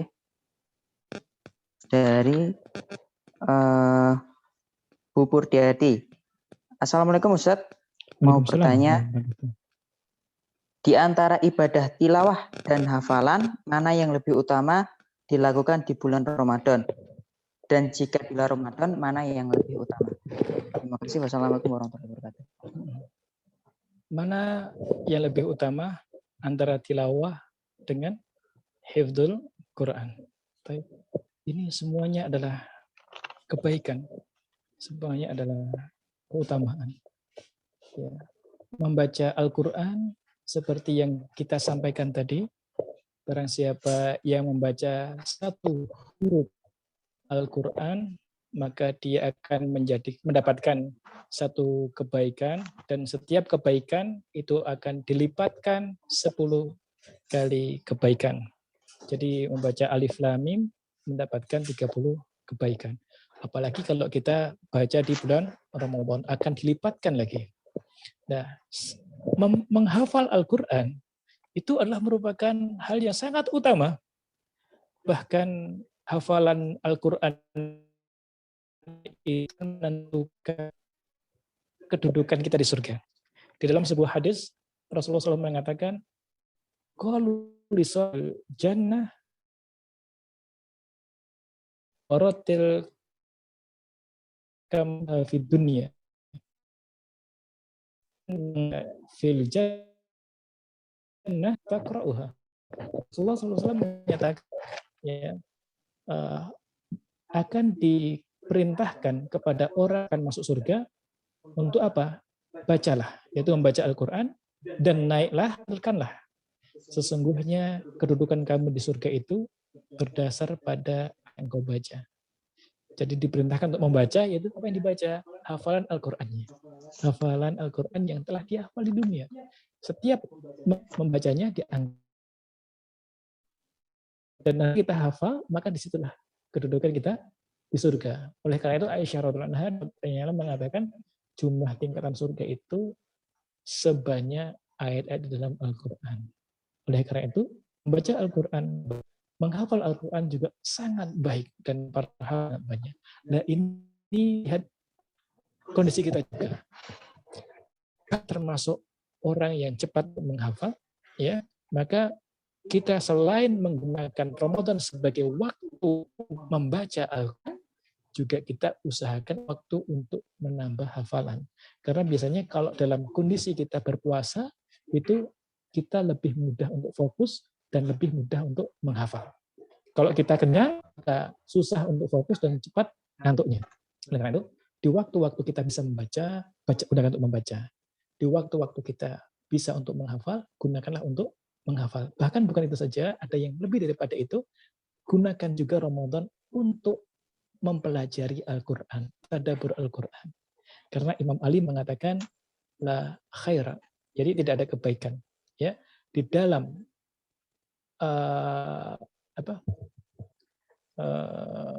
Imam Ali mengatakan seperti ini, tidak ada kebaikan dalam amal tanpa ilmu. Dan tidak ada kebaikan dalam ilmu tanpa diikuti kewaraan. Dan tidak ada kebaikan dalam membaca Al-Quran tanpa direnungi. Oleh karena itu, Ramadan selain kita membaca Al-Quran, memperbanyak Al-Quran, kita gunakan juga untuk menghafal Al-Quran, karena kondisi perut kita sedang kosong, itu cepat untuk kita menghafal, bisa untuk fokus, dan juga yang penting juga jangan lupa kita gunakan waktu tersebut untuk merenungi, mentadaburi Al-Quran. Wallahu ta'ala a'lam. Ya, jazakumullah khair kepada Ustaz yang telah memberikan jawaban dari Bu Burdiati. Ya. Untuk selanjutnya, monggo silakan Pak Heri Wahyono untuk menyampaikan pertanyaannya via live Zoom. Monggo. Bismillahirrahmanirrahim. Assalamualaikum Ustaz. Waalaikumsalam warahmatullahi wabarakatuh. Derek sangat kalau muazin itu lebih baik azan terlebih dahulu untuk waktu berbuka puasa deh. Azan terlebih dahulu atau membatalkan terlebih dahulu baru azan.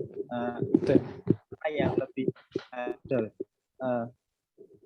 Sementara itu, Ustaz, terima kasih. Assalamualaikum warahmatullahi wabarakatuh. Waalaikumsalam warahmatullahi wabarakatuh. Bagi muazin lebih baik azan dahulu atau takjil dahulu? Ikhwati fillah, alhamdulillah sekarang ini kita hidup di zaman yang penuh kemudahan. Ya, kita punya HP Android atau iOS yang dimana di dalamnya itu ada program terkait dengan waktu sholat, ya, Al-Quran dan lain sebagainya. Maka sebenarnya waktu sholat itu bisa kita ketahui dari Android tadi itu ya, program tersebut ya. Oleh karena itu ikhwati fillah ya, kita dalam hal ini ya, yang perlu kita ketahui di antara sunnah dalam berpuasa itu adalah menyegerakan berbuka.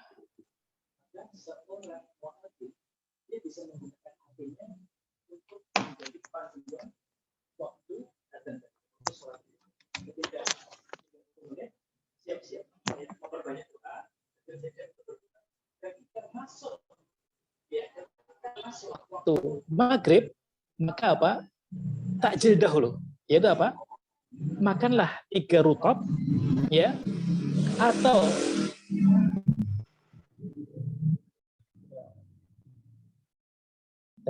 makanlah 3 rutop atau 3 kurma, kalau tidak ada minum. Ya.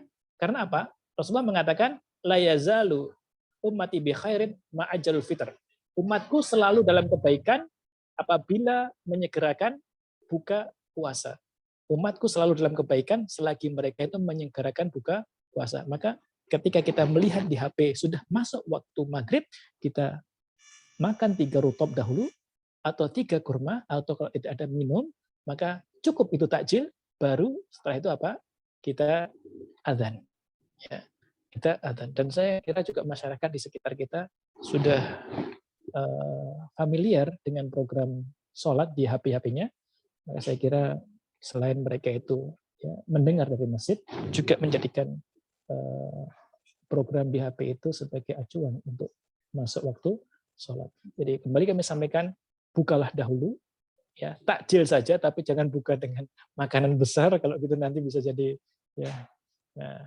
bisa jadi malah datang fitnah nanti ini. Ya semuanya sudah adzan, di sini kok belum adzan itu. Kadang-kadang masyarakat desa itu kan lebih mantap lebih mantap apabila mendengar adzan dari masjid terdekat itu kan. Padahal di masjid yang jauh sudah adzan itu kan. Nah ini belum adzan ya. Nah, oleh karena itu supaya tidak ada fitnah tadi itu, cukup takjil saja, kemudian adzan. Setelah itu lanjutkan untuk takjil tadi itu dan perbanyak doa, karena sesungguhnya setiap orang yang berpuasa memiliki doa yang tidak pernah Allah tolak itu ketika dia berbuka puasa. Wallahu ta'ala alam.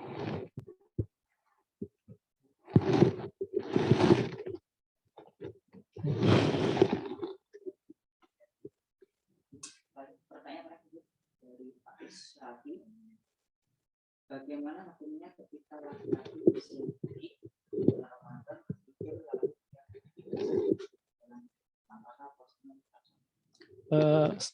diulang lagi Ustaz? Afan? Boleh diulang lagi pertanyaannya? Iya. Afan, dari Faiz Raffi, bagaimana hukumnya ketika laki-laki di siang hari di bulan Ramadan tidur lalu ia bermimpi basah dalam tidurnya, apakah puasanya tetap sah? Baik, ikhwati fillah, di antara baik. Di antara yang membatalkan puasa yaitu apa? Syahwat, yaitu adalah syahwat, tetapi di sini adalah syahwat harus diketahui, syahwat yang dia apa? Dalam tanda kutip tadi suami dan istri tadi itu membatalkan. Jadi yang membatalkan puasa di antara makan dan minum, kemudian termasuk di dalamnya syahwat tadi itu yang artinya mendatangi istri. Sekarang kalau terkait dengan junub tadi terkait dengan junub, seorang yang berpuasa kemudian di siang hari dia junub, maka ini tidak membatalkan puasa. Tapi kewajiban baginya itu adalah mandi, bersuci. Setelah mandi junub, kemudian dia bisa melakukan ibadah sholat dan ibadah-ibadah yang lainnya, dan puasanya insya Allah tidak batal.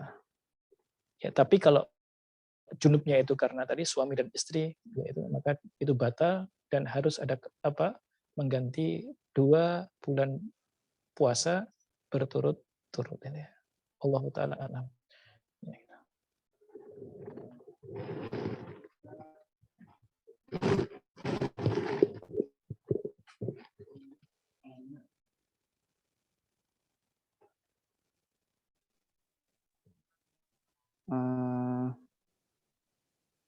Assalamualaikum Ustadz, bagaimana hukumnya jika kita sahur sudah saat akhir lalu terdengar azan subuh, sedangkan kita belum sempat minum, apakah masih boleh minum secukupnya? Baik. Ikhwati fillah. Sekarang harus kita ketahui bahwa akhir kita boleh bersahur itu adalah ketika fajar. Itu hatta wakulu washrabu hatta yatabayyana lakumul khaytul abyadu minal khaytil aswadi minal fajr. Jadi ini dalil bahwa sahur itu sampai subuh datang, itu ketika fajar itu ketika adzan subuh. Jadi ketika subuh 1 menit kalau kita mau makan yang masih ada di mulut, kemudian kita minum. Nah, kemudian ikhwati fillah, salah satu di antara sunnah dalam bersahur itu adalah mengakhirkan waktu sahur. Jadi kalau berbuka kita menyegerakan, tapi ketika sahur kita mengakhirkan, itu baik. Nah, Rasulullah SAW itu ketika sahur, itu setelah sahur berhenti, antara beliau selesai sahur dengan adzan subuh itu lebih kurang 70 ayat Al-Quran. Maka usahakan ikhwati fillah, kita bisa bersahur mengikuti sunnah tadi di akhir waktunya, tapi juga kita harus bisa mengatur waktu 5 menit atau 1/4 menit atau 10 menit, 5 menit atau 1/4 jam atau 10 menit sebelum adzan kita usaha untuk sudah siap-siap untuk menyelesaikan sahur kita, sehingga nanti tidak sampai kita masih makan adzan tiba. Nah, terkait dengan adzan tiba sedangkan kita masih minum atau masih ada makanan di mulut kita, maka nggak apa-apa, habiskanlah di mulut tadi itu, masukkanlah, jadi telanlah, kemudian ya kalau masih minumlah secukupnya, tidak mengapa, karena Rasulullah SAW menyatakan seperti itu. Kalau masih ada sesuatu di tangan dan juga minumlah dan makanlah, nggak apa-apa.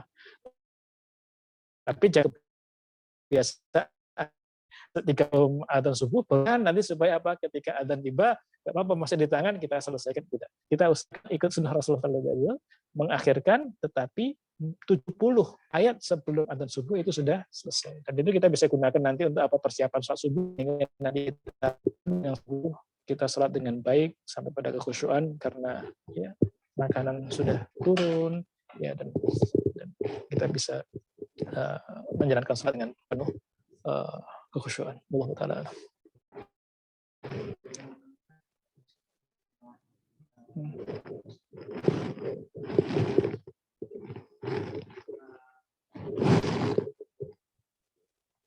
Jazakumullah khair pada Ustaz tadi yang telah menjawab semua pertanyaan kajian malam ini. Karena ini waktu sudah menunjukkan semakin malam, untuk pertanyaan-pertanyaan selanjutnya silahkan disampaikan di kajian online, grup kajian online. Kemudian kita ini acara penutup. Tapi sebelum penutup, mau minta waktunya sebentar, untuk mengambil dokumentasi. Setelah sekitar 1 menit dinyalakan kameranya, untuk pengambilan dokumentasi.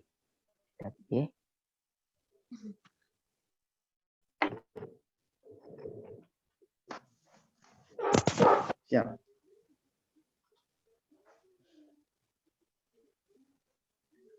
Ini nanti bos saya. Rumah ini mau kira cari.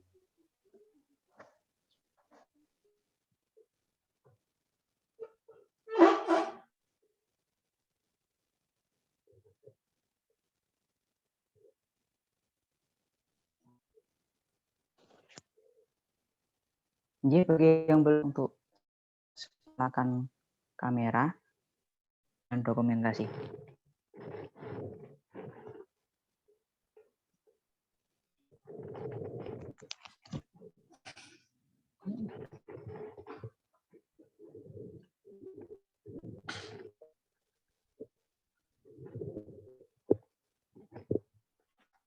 Tadi kami melihat yang Pondok Quran Peduli Umat bersama jamaahnya. Ya, kalau bisa jamaahnya juga diikutkan.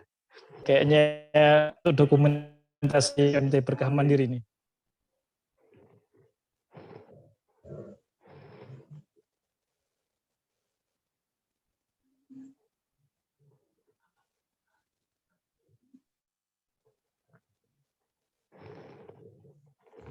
Masya Allah.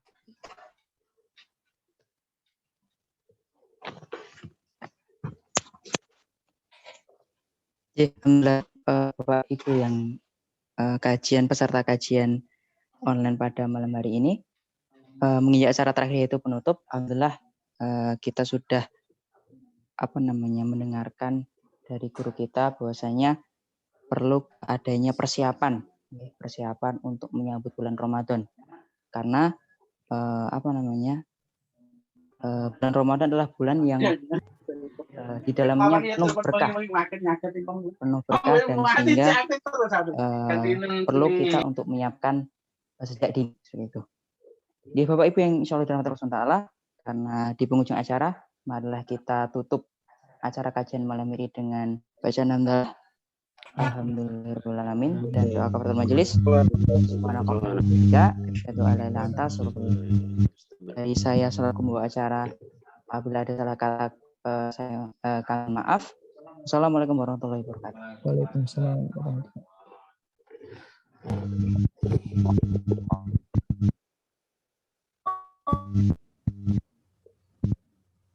Baik, terima kasih pada